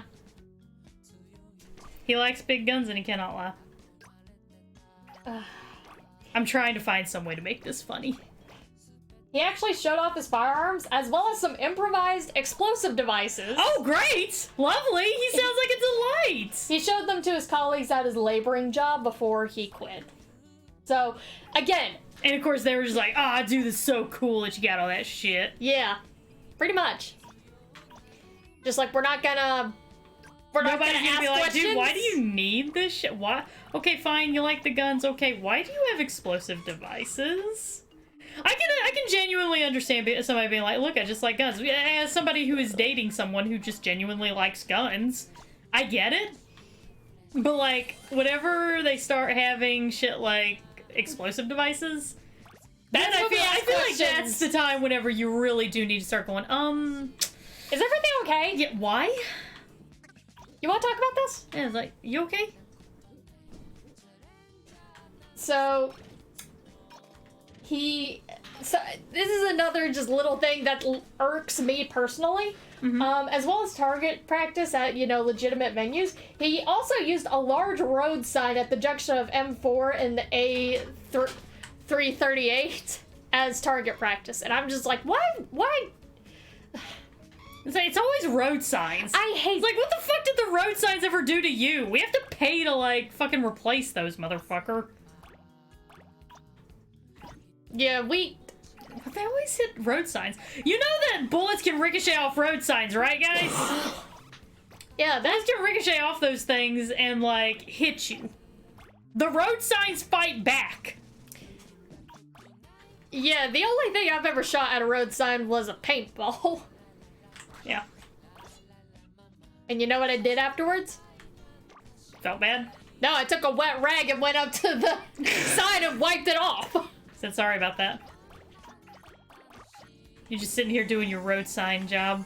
Well, we were up at Nana's and one of our cousins brought his paintball gun and we were just shooting at the road sign just to see who had the best target, or who had the best aim. And then afterwards, I just went and took a wet rag from Nana's sink and just wiped it off afterwards. Because you couldn't even see the fucking, what the road sign was supposed to say after we were done. Yeah, which is dangerous. Yeah, I'm like, that's dangerous. And we're already on a mountain road where people come careening down the goddamn mountain as fast as they possibly can. Yeah. So, who had the best time? Thomas. Yeah, that makes sense. Although I was close. Yeah, that's good. My thing with my aim is I have to aim with my left eye, but I do everything else with my right hand. So I have it in my right hand getting ready to shoot, but then I close my right eye to aim with my left eye, and everyone's like, what are you doing? It's like, trust me, this works. Just trust me. You're just like, just listen, I know what to do. For my eyes, okay? Just trust me. Yeah, because we had weapons training in my high school healthcare class. Yeah, same. Yeah, they teach us weapons training and gun safety in high school where we live. In freshman year for me. I mean, it was fun. I got to shoot stuff, which was fun.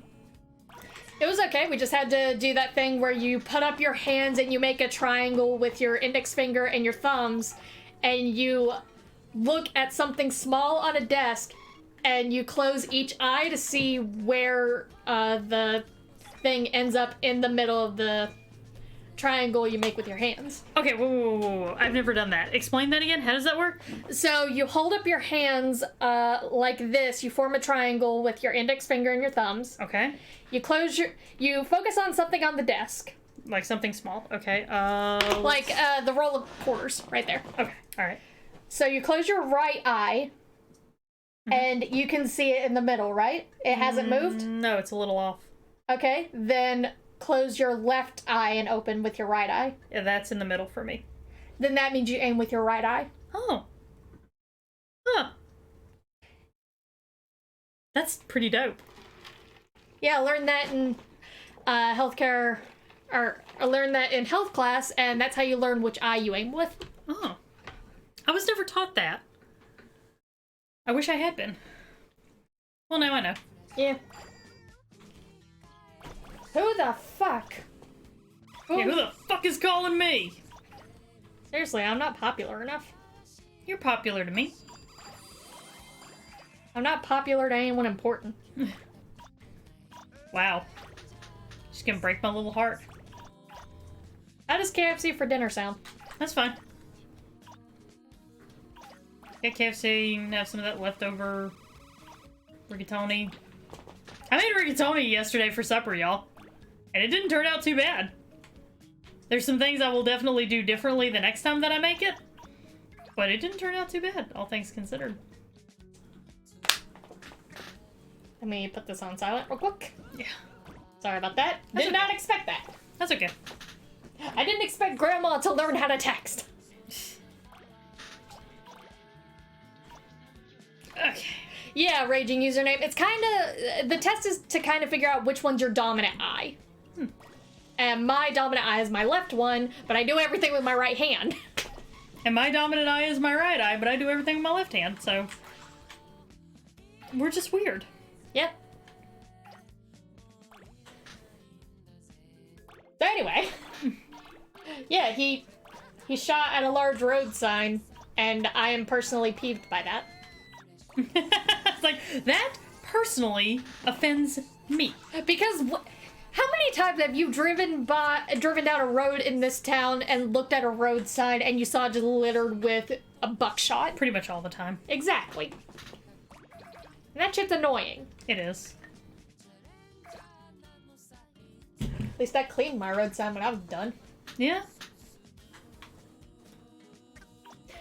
So the shootings. Oh yeah, those things. The stuff where people died. Let's talk about that.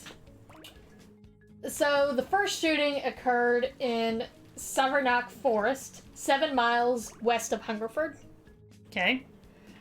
At 12:30 p.m., 35-year-old Susan Godfrey and her 2 preschool children had come to the area for a family picnic. Oh god. Ryan, openly armed, approached the family, and Susan placed the children in her car. Good girl. He abducted Godfrey at gunpoint and walked her 75 to 100 yards into the forest. He had placed down a ground sheet, and it was reported maybe he had intended to sexually assault Godfrey. Mm-hmm. But there were no signs of that on her body afterwards. Okay. So it might have been something that he was planning on doing, but he just didn't do it. Yeah. Okay.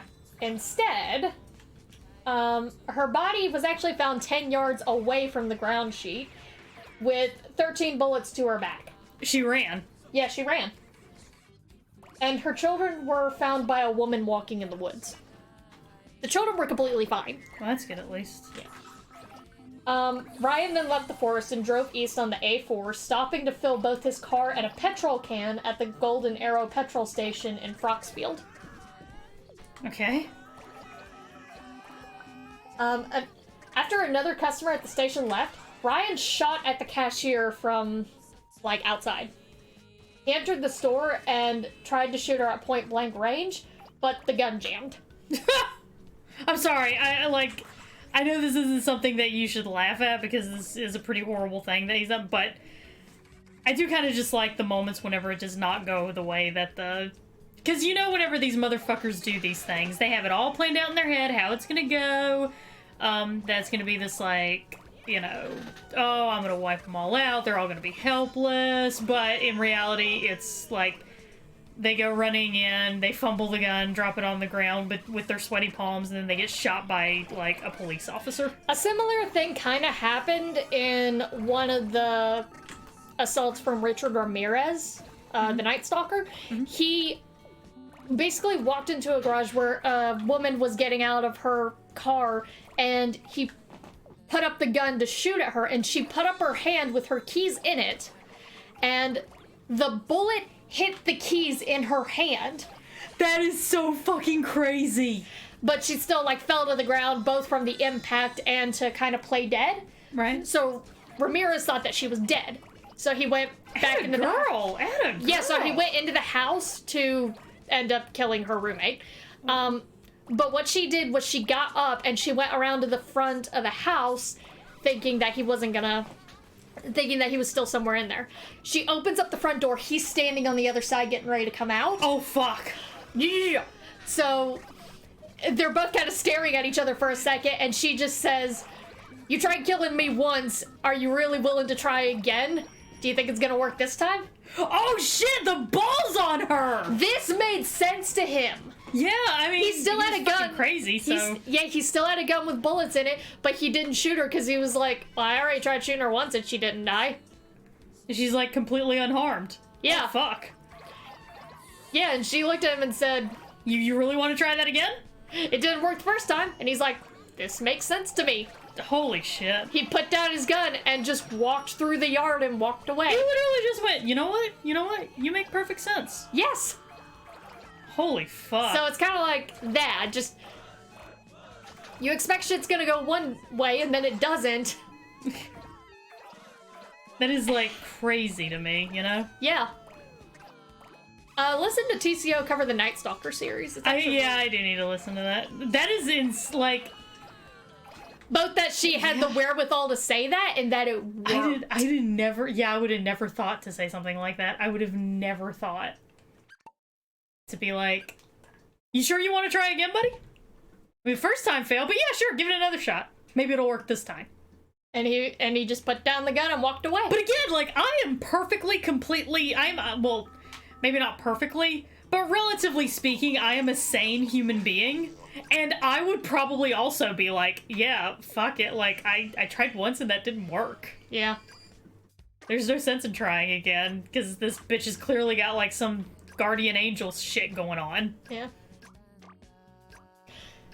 Okay, back to Hungerford. So... Back to a slightly less failed situation. Yeah, so, again, he tried to shoot the cashier, but the gun jammed.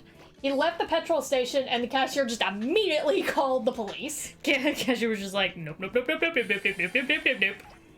Yeah, this call was actually preceded by another call, saying that they thought they saw an armed robbery at the same petrol station. So police were already gonna head that way, but now they got two calls about the same situation. So now it's like, oh shit, it's an actual thing. Guess we better turn the sirens on. Pretty much, yeah. Excuse me. The Thames Valley Police sent 3 patrol cars along the A4 to go investigate. So that's where 3 police cars were. Okay. As this guy just left. It's like, well, bye. Yeah. So after leaving Froxfield, Ryan returned to his home in Southview, Hungerford. He got there around 12:45 p.m. And his neighbors described him as looking upset. Can't imagine why. Can't imagine. After going into his house, a witness heard gunshots, and Ryan had shot the 2 family dogs. Oh, God. Yeah. Fucker? Yeah, he went back home, and he shot his dogs. Like, everything else was already pretty fucking bad, but, like, bruh. Yeah, he then left the house with ammunition, survival equipment, and a flak jacket. It's like, oh, silly me, I forgot the ammunition. Ugh, I'm such a forgetful person. I'd forget my own head if it wasn't attached to my shoulders. Yeah.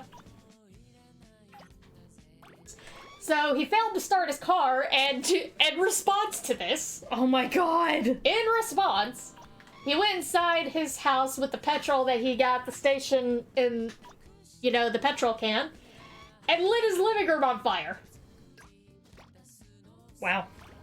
Which ended up destroying not only his house, but 3 adjacent properties. Makes sense? A flak jacket is, if you see like old-timey footage of soldiers, it's the bulky vest that they wear as a form of body armor.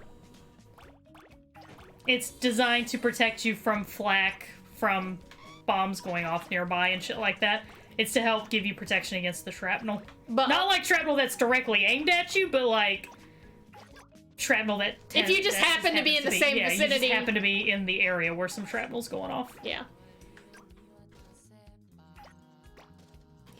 So, yeah, he sets his house on fire. Okay. So then he was seen headed east on Southview towards the school playing fields. Great. En route, he shot and killed 2 of his neighbors, Roland and Sheila Mason. They were just like, hey, is everything okay? Boom. Pretty much. 14-year-old Lisa Mildenhall, who also lived nearby, heard the noise, and she went to go see what it was. Ryan shot her 4 times in the legs. God. Yeah, she got first aid from her mother and a nearby resident, and she actually survived. That's really amazing, considering that getting shot in the legs is actually extremely dangerous. Yeah, because you get femoral arteries. I mean, getting shot anywhere is extremely dangerous, let's be very clear on that, everybody, but, like, you run a very significant risk of bleeding out if the shot is to your legs. If it gets anywhere near your thighs, you might be fucked. Mm-hmm. There's a vein right next to the groin, by the way. You know that spot, everybody, where... Okay, I'm gonna tell you all this. So, there's a spot where your legs meet your crotch. That little fold where your legs and your groin connect.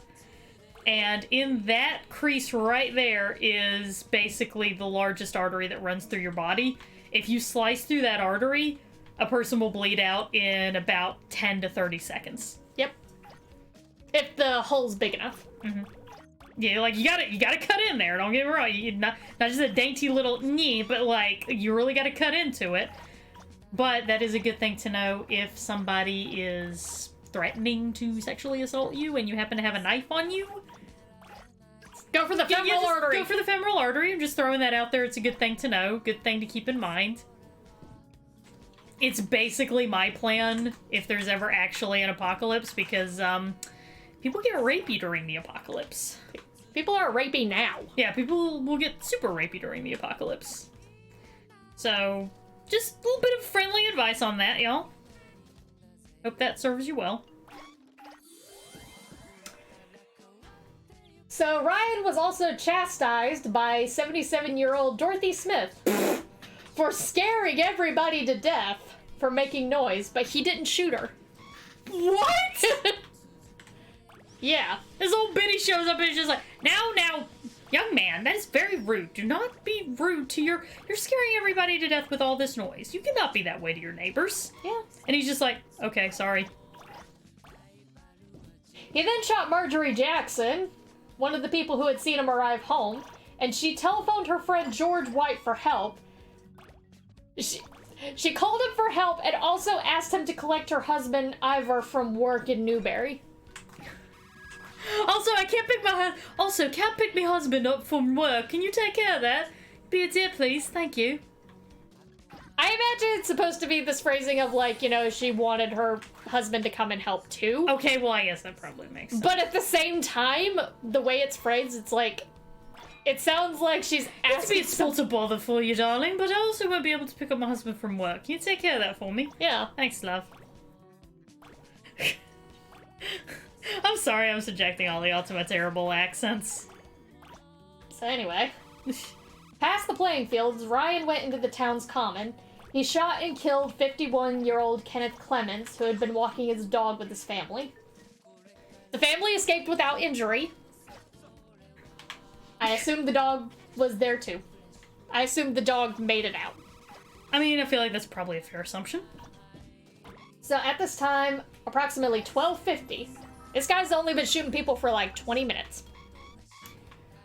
Police had linked the incident in Broxfield to the many calls they received in Hungerford, because, you know, people are gonna immediately start calling the cops as soon as hey, there's a dude, like, shooting people. Can you come back? Can you come back here and, like, deal with it, please? Help! Help, please. Help, please. Please and thank you. So, they linked the incident in Broxfield to the calls in Hungerford and instead focused on Southview. Ryan returned to Southview from the Common, and the first police officers to arrive aimed to close both ends of the road to contain the possible gunman. It's like, oh, this is probably our guy. Let's, They were like, let's close up this particular road, because might be here. Okay, you know, I can understand the logic there. These officers were unarmed, and when Ryan saw the police... Can't understand the logic of that! When Ryan saw the police response, he shot one of the officers. Oh, goody! Roger Brereton was shot in the chest. Oh, shit. In his patrol car, which subsequently crashed into a telegraph pole. Oh, okay, cool. At 12:58, Ryan shot him again, which killed him, while he was using the radio to report an active shooter.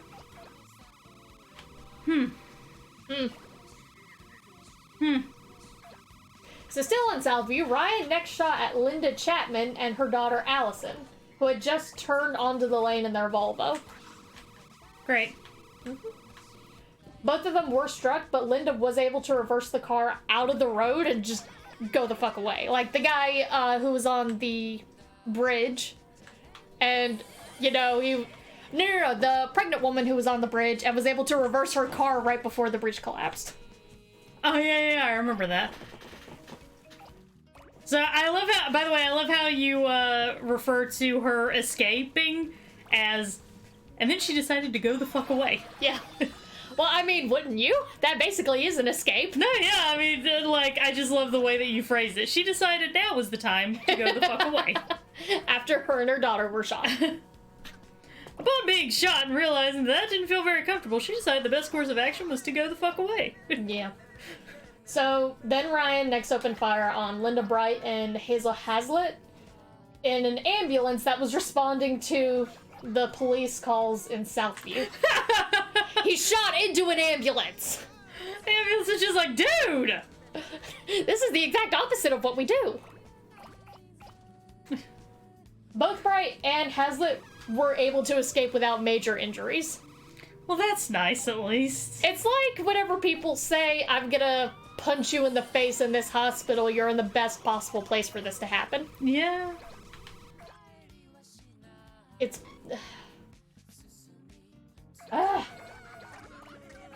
So two of Brereton's colleagues secured the east end of Southview, and they came upon Robert, Kenneth Clement's son, who told them that the shooter was going west on Southview. Like, help! Help, please. For the love of God, help! My dad's dead, help! So they were heading there to investigate, and Ryan shot at them. One took shelter in a house, and the other, with Robert Clements, drove across the common to safety. Which, I mean, I kinda get. Yeah? This level is bullshit. This level is really fucking hard, yeah. It's hard because I'm having a hard time, like, doing the fast roll and all that shit. But yeah, this level is really fucking hard. Yeah.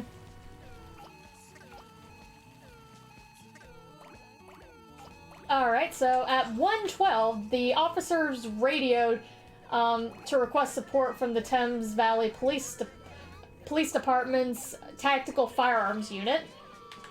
Because they saw, oh shit, this guy's using firearms and guns. And he's like actually using them. He's not just saying that he's got them. Yeah.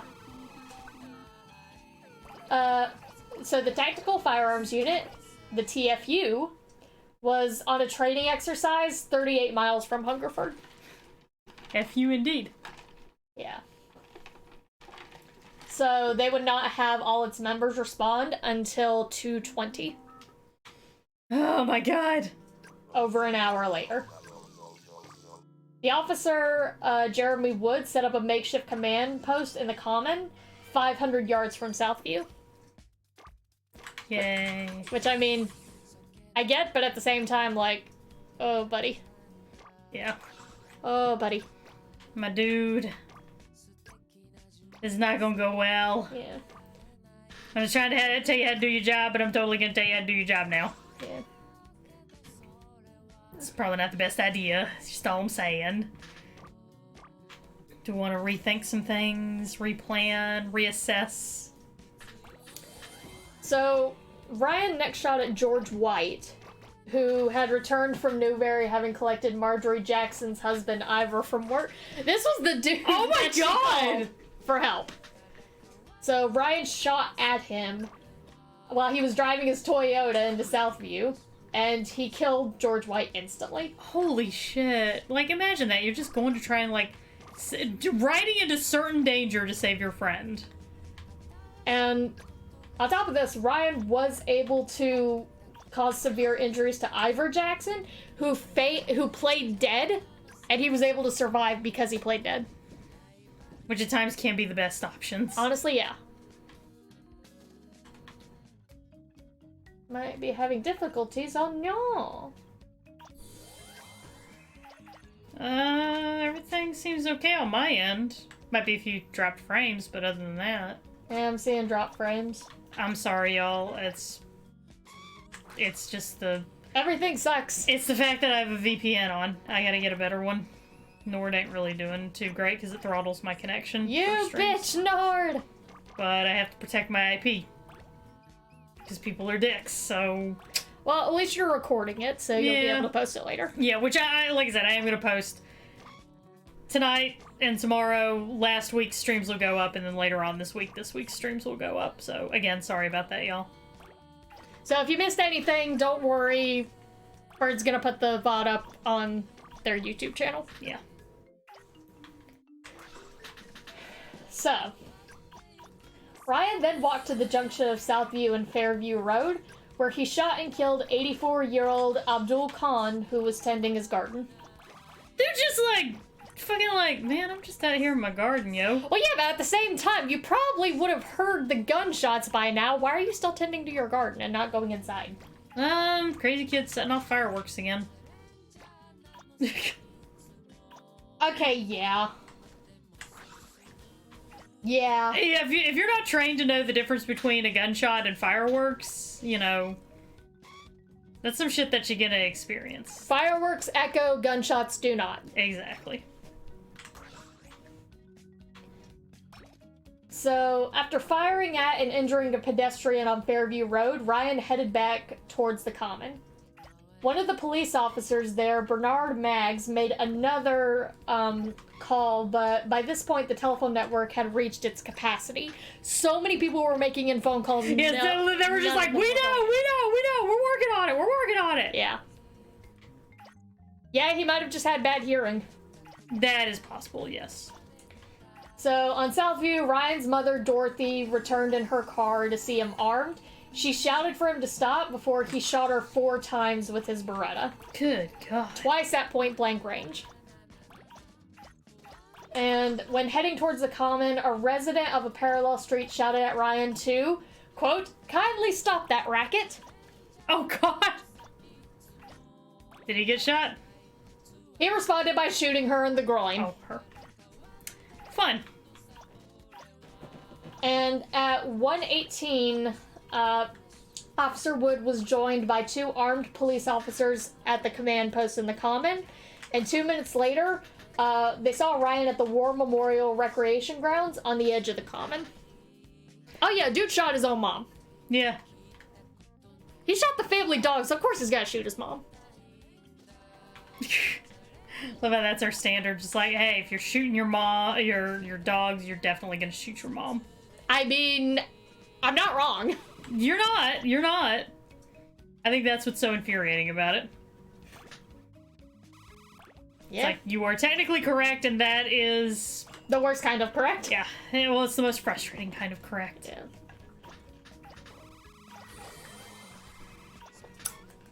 Sorry, my throat's getting dry. It's alright.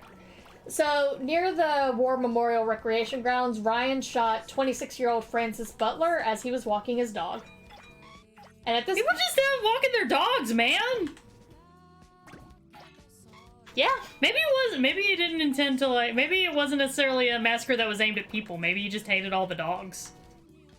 That's the worst kind of human being. So I'm gonna do something about all these dogs shitting all over the neighborhood. God damn it. Grabs my gun.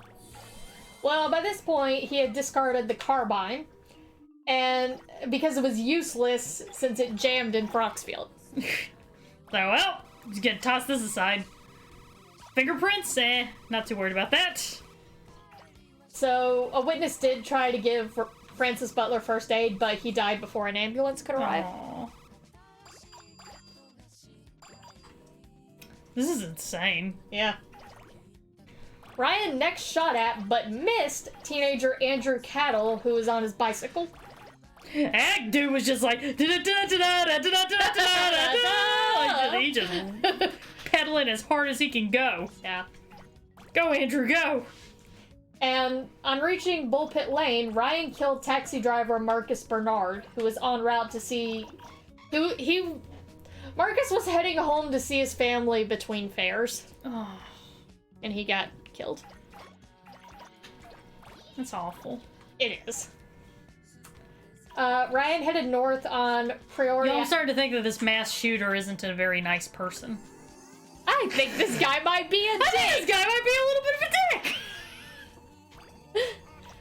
So, he was heading north on Prairie Avenue, where he shot and injured John Storms, who was parked in his van. Why is he shooting people in their cars? I don't know, man. Maybe he heard that one song, you know, Here in My Car, I Feel Safest of All, and he was just like, challenge accepted. I guess so.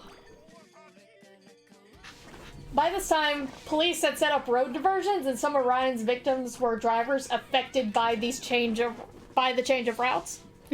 So police set up ways to get people off of this particular road, but people who had to go this way were the ones being shot. So I guess it's kind of a thing. They never close roads except whenever it's really not a good idea to close the fucking road. Yeah? Yeah. Yeah.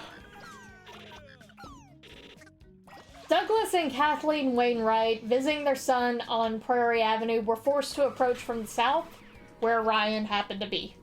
Okay. They were 100 yards from their destination, where Ryan shot Douglas dead and injured Kathleen before non-fatally shooting at 2 other drivers. A van entered Prairie Avenue, and the occupants, Eric Vardy and Stephen Ball, were shot at, and Vardy was killed. Oof. Just shooting at people in the cars. He really just was not fond of cars. I was about God. to say, did he just hate cars and the people happen to be collateral damage? Yeah. Hated the cars, hated the dogs, and that's where it all went wrong, everybody. I don't get it. At 1:30, Ryan headed southwest towards Prairie Road, shooting at houses as he passed them. He's shooting at dogs, shooting at cars, shooting at houses.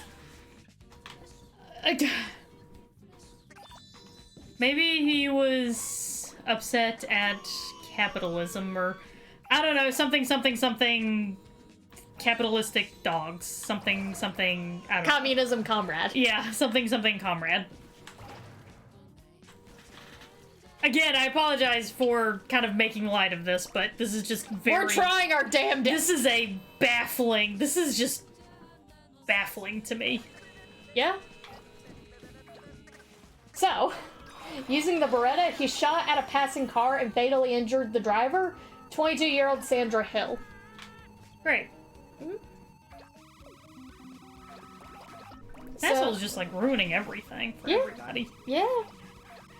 After shooting Hill, Ryan shot his way into a house further down Prairie Road and shot the occupants, 66-year-old Jack Gibbs and his 62-year-old wife, Myrtle. Good God. Yeah, Jack was killed instantly, and Myrtle ended up dying 2 days later. Oh my God. In the hospital. This is awful. Yeah. And we don't have a definitive no real reason motive why he was doing this. Yes. Good God. So, from the house, Ryan shot at neighboring houses and caused injury to the occupants. And he continued south on Prairie Road, where he shot once at a car driven by 34-year-old Ian Plale, who was fatally struck in the neck. His wife and their 2 children were able to escape out of the car without injury. That's good, at least. But Plale died 2 days later, again in the hospital. That's not great. Nope. Nothing's going right for anybody here. I mean, I feel like things are going pretty right for Ryan right now. Well, fuck him. I feel like he would say things are going pretty good. So at 1:45, the police helicopter arrived and broadcast warnings to the public over a loudspeaker. It's like, motherfuckers, get out of there! Pretty much. And then they were like, how? Yay, you finally did it. Thank God. Yeah, I'm like, how are they supposed to do that? There's a house on fire that's catching other houses on fire. And you blocked all the fucking roads! Yeah. Literally, what are we supposed to do? We can't go outside and run to safety. It's like the Beast of Zebedon. Yeah. Like, get back to work! Or like, no, stop going to work. Like, okay, but we can't because we need to survive! Yeah, I don't. One Hungerford resident heard the warning before heading to Prairie Road to check on his grandchildren. He took them indoors to safety before being non-fatally shot in both the shoulder and the eye. Good. Non-fatally shot in the eye? Yes. Genuinely impressive. He pulled a Carl from The Walking Dead. You finally did it! Yep. How many tries did it take? A few. This game is surprisingly more difficult than you might think.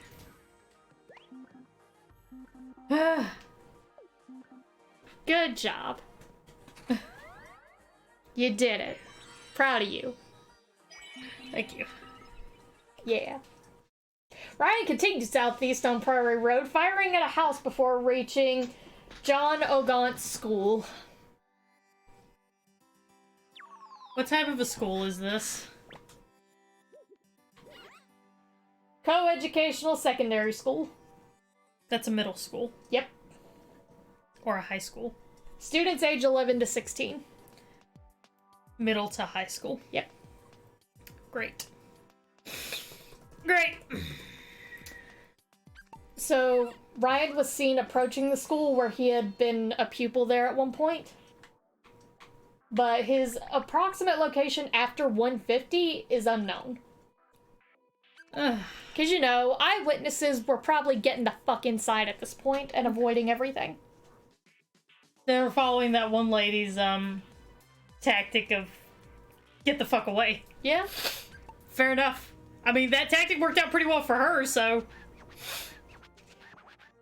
So, at this point, the TFU secured gardens and houses in the area before surrounding the school at 4 p.m. God. When did this all start again? 12:30. Jesus Christ. So his exact location after 150 is not known, but the TFU didn't really get there until about 2:30.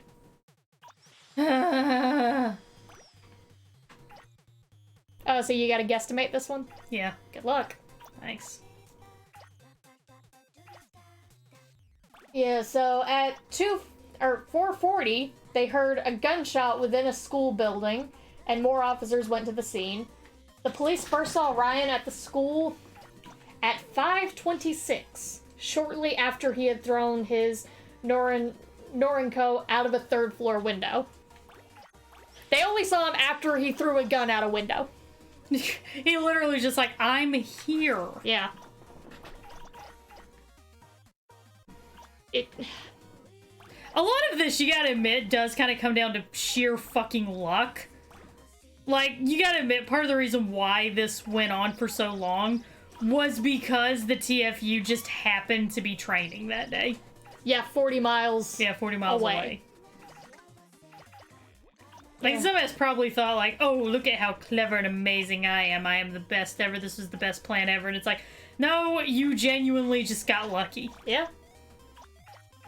It's like how Joe Rogan recovered from COVID, so people were like, aha, the horse dewormer does work, and completely ignore the fact that this man is a literal goddamn millionaire and can afford all of the really expensive but highly effective experimental treatments. Yeah. So. Yeah.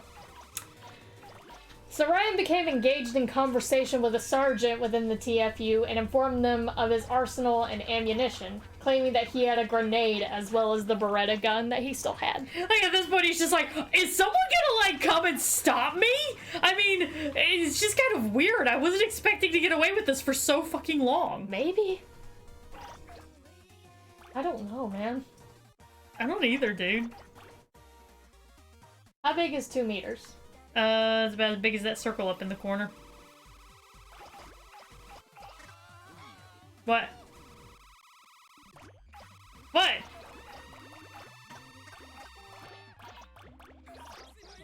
I genuinely wasn't being sarcastic this time. He said that he would not exit the building until the police informed him of the welfare of his mother, and stated that, quote, Hungerford must be a bit of a mess. Yeah, I mean... I shot my mother, tell me how she's doing! You're not wrong. That was way too big.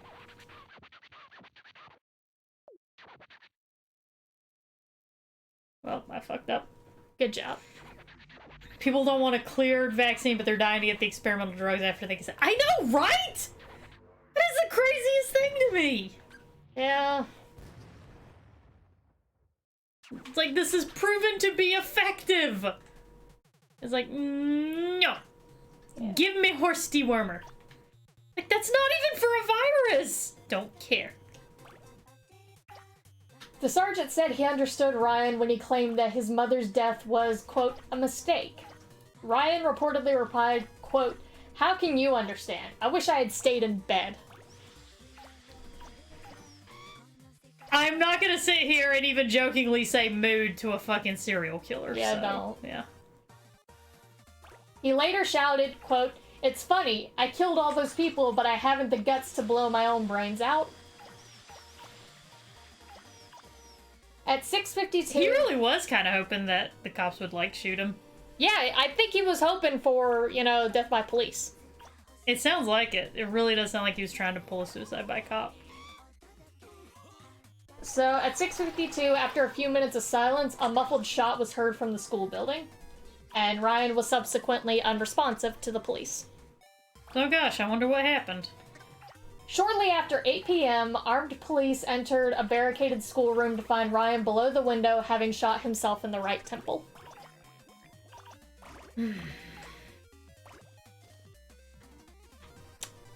Yep. So, police response. Hungerford was policed by 2 sergeants and 12 constables. Mm-hmm. So that's how much police force they had in this area. Which is to say, not much. Not much at all. And on the not great, Bob. Not great. And on the morning of August 19th, 1987, the duty cover for the section consisted of one sergeant, two patrol constables, and one station duty officer. They had 4 people there. Yep. Is it big enough? I'm just like... No, that's what she said. I'm just like... kind of baffled, to be honest with you. I think it's big enough. I think so, too. Oh, it is not big enough, I don't think. I don't know. Well, let's find out.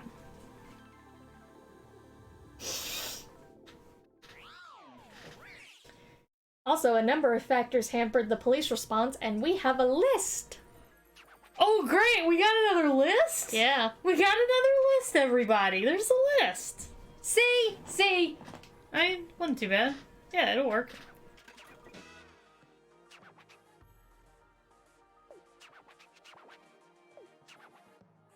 Oh, sorry, Charlotte. Yeah. I'm sorry about that. So let's go into the list. Yeah, the factors that hampered the police response. Oh boy. Number 1, the telephone exchange could not handle the number of 999 calls being made by witnesses.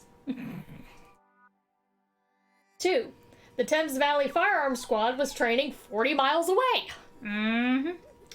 3, the police helicopter was in for repair, so it couldn't be deployed fast enough. You just know that the guy at the station that they have trained to fly that helicopter was just like,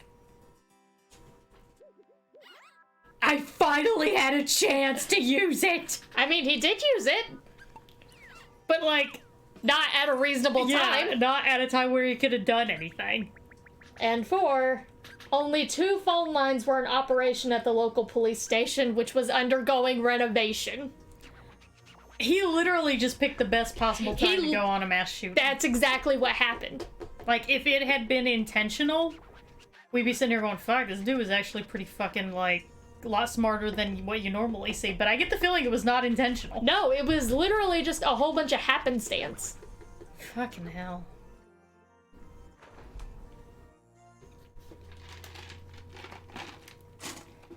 You might have thought the Bam Margera was gonna pop up any second.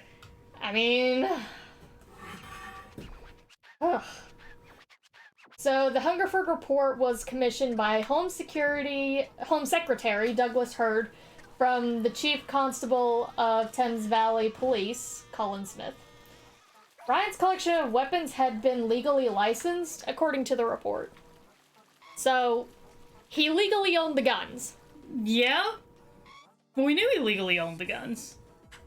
Well, yeah, but I mean, like, in the beginning, in the midst of everything. Well, yeah, they probably weren't like, hey, oh, you got a permit for that? Yeah. What, eh? Stop right there. Yeah, you need a permit for that. Yeah. That'll be £2.9 mate. I don't know what I'm... I was about to say... I'm Brexiting out of this joke! So the Firearms Amendment Act of 1988 was passed in the wake of the massacre, which banned the ownership of semi-automatic central fire rifles and restricted the use of gunshots with a capacity of more than 3 cartridges. Okay. So they were like, we're gonna limit some things. Yeah, we should probably put some limitations on this. Yeah. So, along with the 1996 Dunblin Massacre and the 2010 Cumbria shootings, it's one of the worst criminal atrocities involving firearms to occur in the UK. Yay! Yeah. So. In the days following the massacre, the British tabloid press were filled with stories about Ryan's life. Because, yeah, of course they were. Yeah? Makes sense. Yeah, press biographies all stated that he had a near obsessive fascination with firearms, And the majority claimed that Ryan had possessed magazines about survival skills and firearms, like Soldiers of Fortune.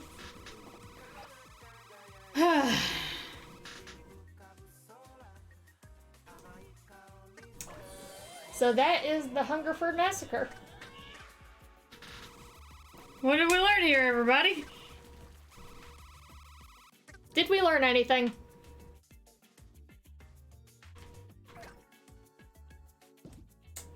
White male privilege extends to even just basic fucking happenstance, and it makes me mad. Fair enough. Fair enough. I mean, you know, that's kind of what I'm getting out of this. Yeah, so 17 people, including Michael Robert Ryan, were killed. And 15 were injured. Yeah, Raikudo, red flags are usually ignored. That is typically what happens, yeah. I feel like the main thing we can learn from really any episode and any topic in DisasterCast is red flags are often ignored. Yeah.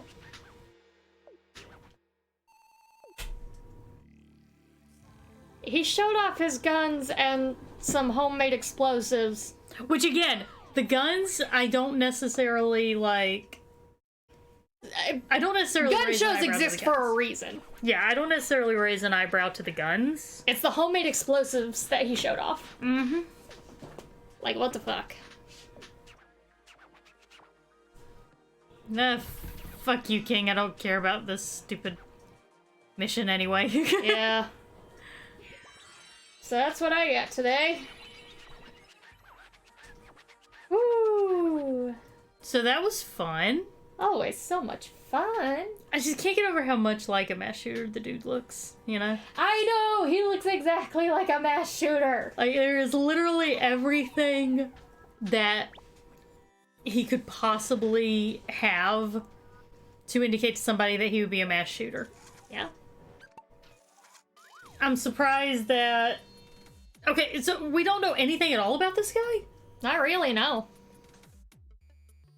Don't know if he, like, went on rants about how women rejected him, or how he wasn't ruling over all of his high school bullies like he'd always been promised he would be, or, like, nothing like that. Not really, no. That's kind of crazy. Depression. Yes! I'm sorry, I thought you were calling my name. Can't move, can't talk, time to take a holiday. What would I do with my time off? That's my little secret heart. Roll back with a nice Katamari and maybe I'll fill you in. Okay, bye. So, just no indication whatsoever of what might have led to this. Not that I can really see. I mean, he was probably just, you know, classic loner type guy who didn't have many friends. Maybe, I don't know. Instead of being like, hey, maybe I should, like, develop a personality or some shit. You're just like, no, it's everybody else's fault except mine. Probably.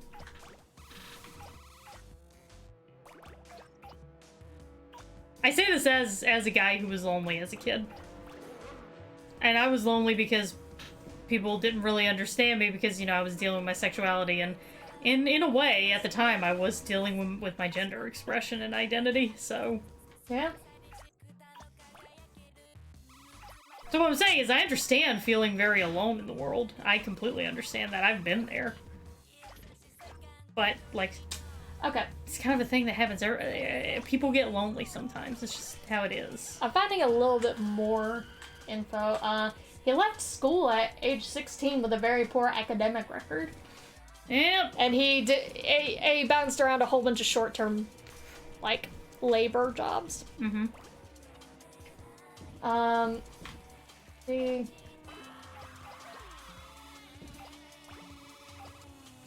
He had no criminal record, or I think it just, his life just wasn't what he thought it was going to be, and he just kind of got pissed off and felt like it was society's fault that his life wasn't the way he wanted it to be, you know? Yeah, and I mean, he had no medical record of any mental health issues. It was just like speculation after what happened. Mm-hmm.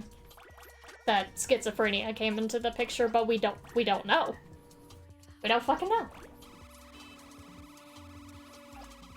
Yeah, he was described as a loner, a man without friends other than his mother. Hmm.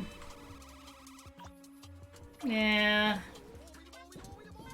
He probably was that kid in school that everybody avoided because, like, he gave off weird vibes, you know? Yeah, he seemed to live in a fantasy world in his own head. I mean, again, this is things that I can relate to, but, you know, you can be that way and be, like, struggling to find your place in the world, you know, without this. Yeah. But there's not much else. So it's like, as far as we know, this might be why things went the way that they did. Yeah. But we're not sure. We're not sure because he never went to any doctors, so we don't have any records of anything else wrong with him. That's unfortunate. For everybody else, I mean, like, you know. Yeah.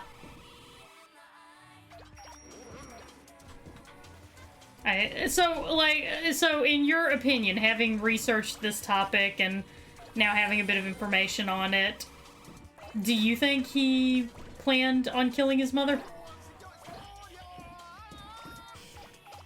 I think if he went through the trouble of planning out to destroy his home by going to the petrol station and killing the family dogs, I do think that he intended to kill his mother. Like, at least some part of him intended it? Yeah, I think he was trying to wipe out his whole life. Because he was probably unhappy with it. Which, again, okay, I can sympathize with that, but not when your solution to being unhappy is, okay, well, I guess I'm gonna kill people. Like, this is a hard right into left field. Yeah. So, again, this is pure speculation, just what I think. I think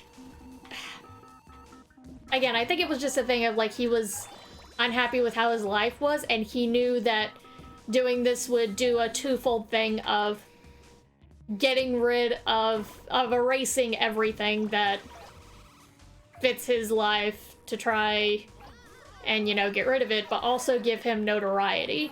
Mm-hmm. Of, like, make himself seem interesting, even if it's for this heinous thing. Because, I mean, you know, it's amazing what people will do for attention and to get their name put down forever. That is true. So I honestly do think part of it had to do with that. Possibly. But again, that's purely my speculation just from years of reading about serial killers. Yeah. A lot of times there kind of is a level of narcissism to it. Oh yeah, there's definitely narcissism to it. Because, like, the thing is, if it was just, he was just suicidal, at the risk of sounding morbid, everybody, the reality is if he was just suicidal, he would have just killed himself. Yeah. He would not have felt the need to be killing other people. And while there is, like, no set profile for, you know, like, mass shooters like this, like, how there's no fully set profile of, like, a school shooter or anything. Because they come from all walks of life, all different situations, all different things. I do think, based on what little we do know and how the actions were carried out, the narcissism played into him trying to do as much damage as possible to get as much attention on him, but it also was a self-hatred thing of, I want to get rid of everything that has to do with me because I'm unhappy. Again, purely my speculation. I think it's a desire to, like, erase his old self and in doing it the way that he does it. Note on the world. Like, in the way that he does it, essentially a rebirth, more or less, in the image that he wants the world to have of him. Yeah. Which is this guy who Because it's probably why he destroyed the house, was the house he probably had clues, like if we'd been able to inspect his living room and things like that. Oh yeah, we could have found out a whole lot what was more. I think part of it was... Could also be part of the reason why he killed his mom was... So him trying to control the narrative of who he was in life. Yeah, so that she couldn't tell anybody why he might have done this. Yeah. So, it sounds like you're thinking, like, maybe it was just a harsh, effort to grasp control in his life that he didn't feel he had. Yeah. If I had to hazard a guess, I'd say that's probably along those lines. Yeah. So it's kind of depressing. Well, I still feel like this has been fun. Oh yeah, it's been interesting. Yeah, you can definitely say it's been an interesting little venture. Yeah.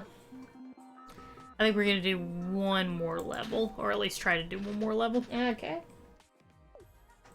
Well, guys, that's all the stories I got for today.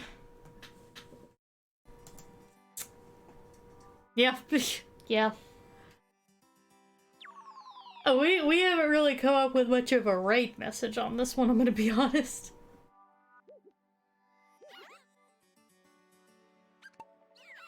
Feather your propeller.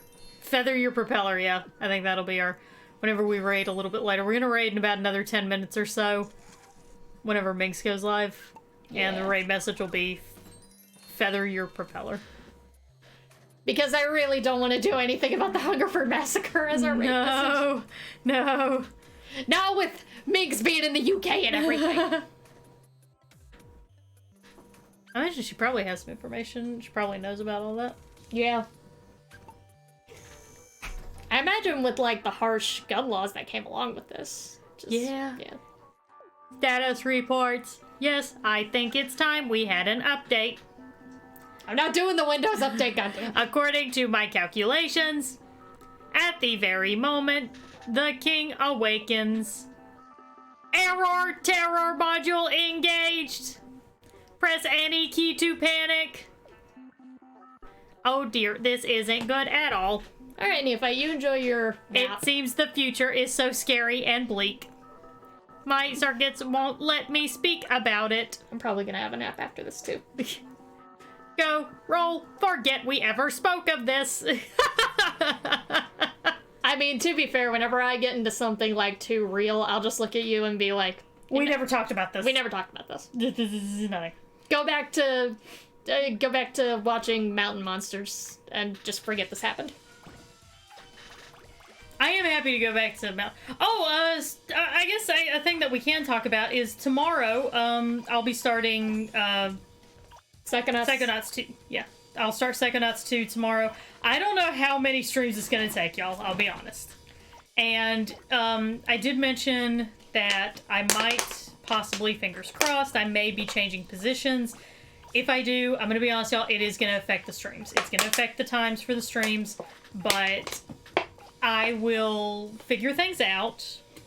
I'm still planning on streaming at least twice a week regularly, like we've been doing, because I do like maintaining that schedule, and I think you guys really enjoy it.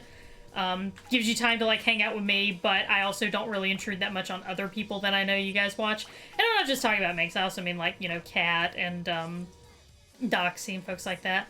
So I think, you know, having at least 2 days set aside where you guys know that I'm streaming is a good way to, like, give y'all time to hang out with me.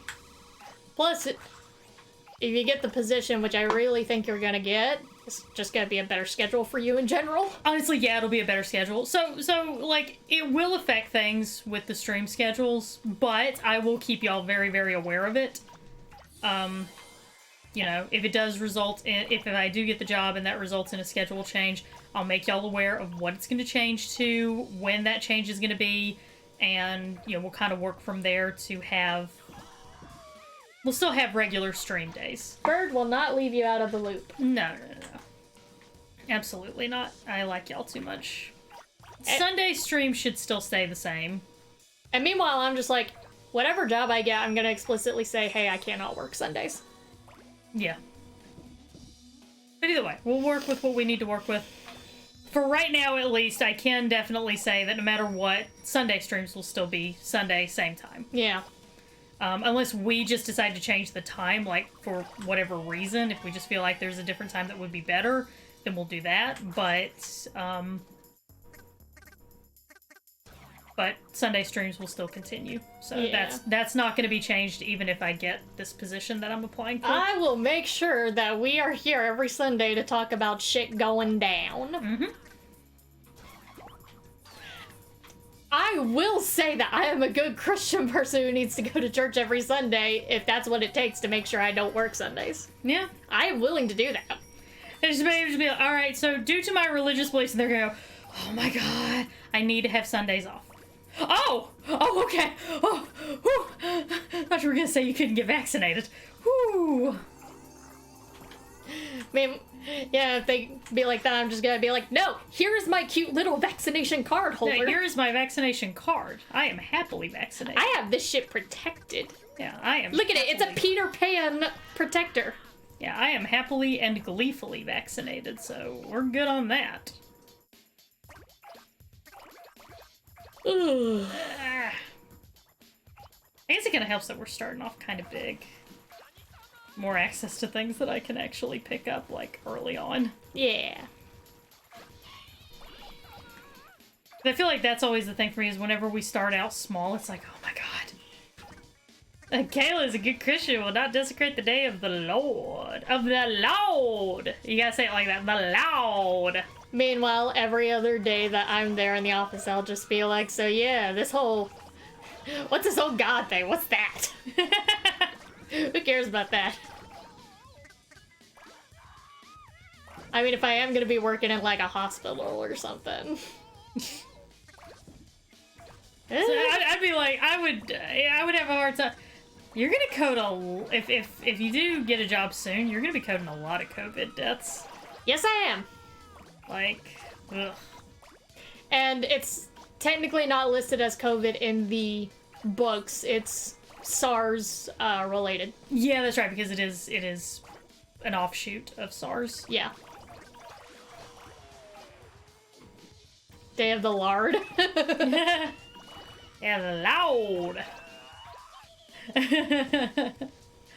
No, but I like, yeah, that's gonna be. If I do, so did they straight up tell you, yeah, you're gonna code a lot of COVID deaths for a while? That's gonna be a thing. Our instructor did talk about that in the discussion boards. Like, you're gonna probably quickly learn, like, the codes for COVID and pneumonia, but you're also gonna probably, because I not only code the diseases, I code the treatments that doctors do. You're also gonna be coding a lot of respirators. Yeah. No. And a lot of things going into rectums. Yep. No, things coming out of rectums. Oh. Well, a couple of things going into rectums, technically. Well, yeah, we're also gonna be doing, like, colonoscopies and stuff. Yeah. So, like, do you, whatever position you get, are you coding for one specific hospital, or are you coding for a region? What I've applied for, I'll code for a specific hospital. Okay. Because there aren't that many coders. Like, this is a position that's got at least a 15% increase in demand in the next year or so. I can imagine. Which makes it kind of weird that you still haven't heard anything back yet. It's like, do y'all want people or not? Well, see, I'm applying to, like, major hospitals like Novant Health and stuff, so I imagine they're probably busy. Okay, fair. Like, I gotta apply to, like, the big cities like Winston and stuff. Mm-hmm. Is it remote work? Well, I'm assuming it's remote. Well, no, I'm trying to get particularly in a hospital itself, mainly just to give myself a sense of normalcy, because I have not had that, and because right now, honestly, my bedroom is way too small for me to be working remote. That's true. And you are vaccinated, so... Yeah, I'm vaxxed and everything, so, like, if they do have me working in there, it's probably gonna be in, like, my own little office anyway. Ooh, get your own office, that'd be cool. That would be cool. Okay, so did anybody else see that video on Twitter of the chick, like, busting into her sister's job interview and just beating her ass because she slept with her husband? I scrolled by it on Twitter, and then I was like, no, that's too Maury for me this early in the morning, because I saw it this morning. It was a hell of a... Like, one person that I follow retweeted it and said, okay, but, like, did she get the job? I wonder if she did. I'm just saying, okay, look, I'm just gonna be honest. In a circumstance like that, I would probably... Because, like, she just, like, went in there, into the office, and just started beating on her. And everybody just kind of stood there and watched. Like, she walked into the office where this girl was being interviewed and started attacking her, you know? And people didn't, like, physically pull her off or anything, but she just left, I guess because she just got tired. I don't know. Or felt like she'd made her point.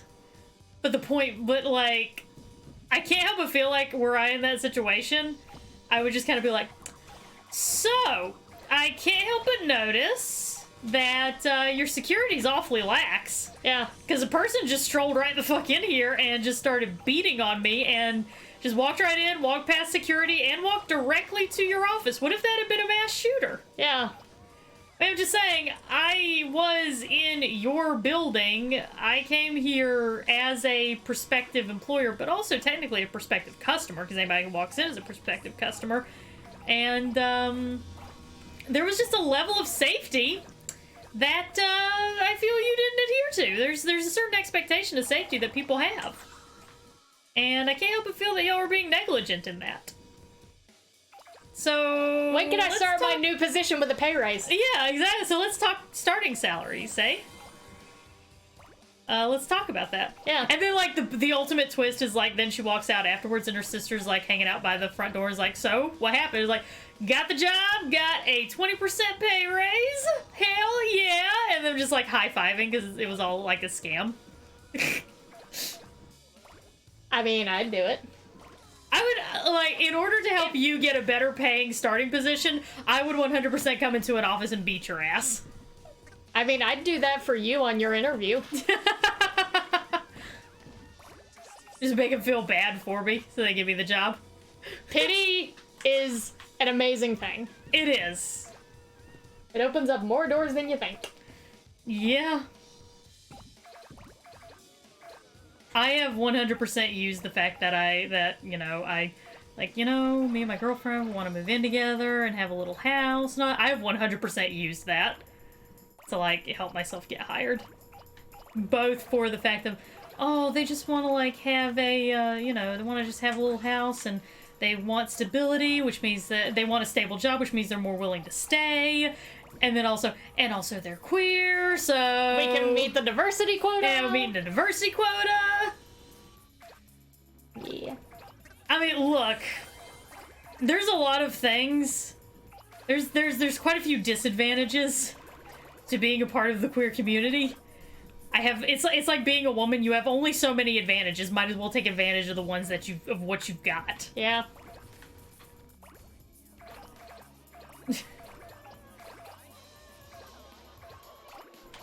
Yeah. I mean, I have used, like, my writing getting notoriety in a national play competition before to try and help me prove my prowess. So you do what you gotta do, you know? You gotta. You do whatever you gotta do, and we support that here. Do whatever you gotta do to get that fucking job. Mm-hmm. Get that job, make that quota.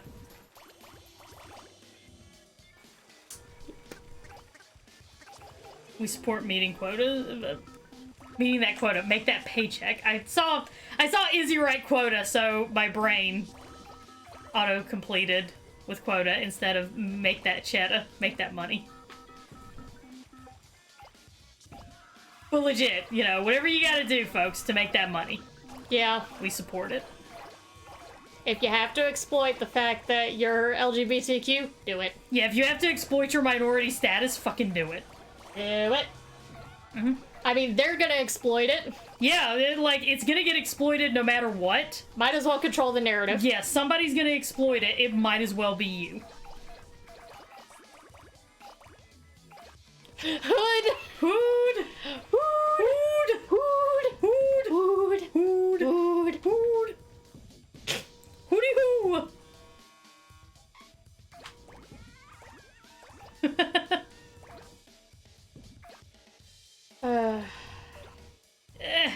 How much is 1 kilometer? I don't know.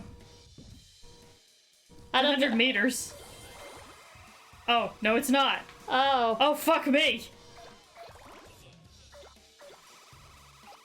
Guys, how much is 100 meter or 1 kilometer? Sorry, not guys, everybody. Folks, y'all.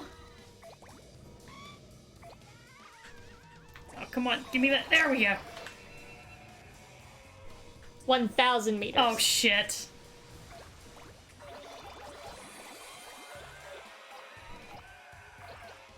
Well, good luck, bird. Yeah. This has turned out to be much more difficult than I thought it was gonna be. Which is basically how this game has been turning out in general, just like...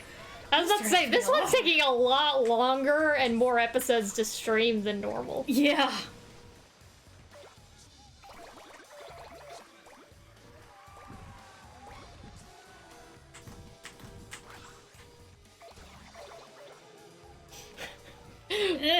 We are such dumb Americans. I had to ask. Like a little over half a mile? Yeah. Oh yeah, kilo means 1,000. I forgot. I did too. We're not on the normal system that everyone else uses. We're not on the system that everybody else is on. The one that makes sense.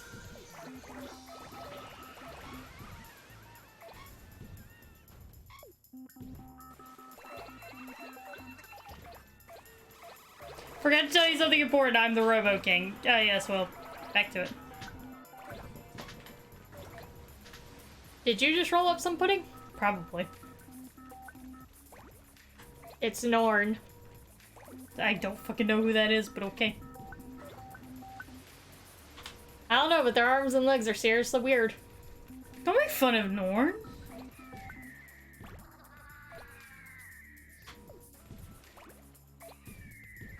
I'm rolling up phoenixes now. Dude, you really need to see Shang-Chi. I do. I really do. It's a lot of fun.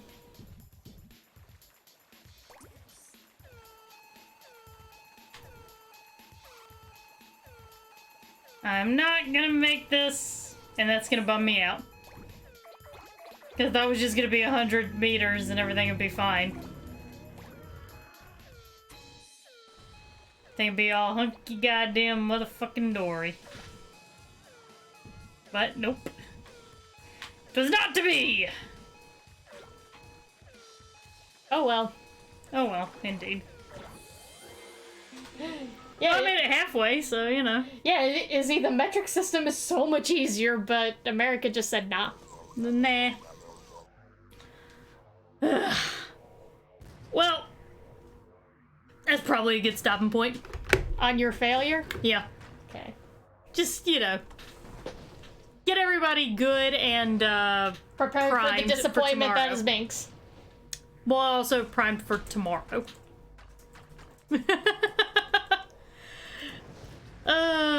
Anyway, thank y'all very much for coming out. We really do appreciate it. Thank you for listening to us rant. Yeah. Don't forget that the Raid Psychonauts, message. yeah, Psychonauts starts tomorrow, first off. But also, raid message is Feather Your Propeller. I hope you all enjoyed today. I had a good time. I did too. Wish me luck. Hopefully my interview will be this week, and hopefully I'll be moving to a new position. Like I said, I'll keep y'all updated. Tomorrow, 1 p.m. Eastern Standard Time, Psychonauts 2 finally begins. It officially begins. And I'm pretty excited for it. I believe in you. Yeah. Well, thank y'all so very much. Really do appreciate y'all coming out. You're all pretty great. Anything you want to say, Kel? I'm awesome. You are. Everybody, raid message, Feather Your Propeller. Bye!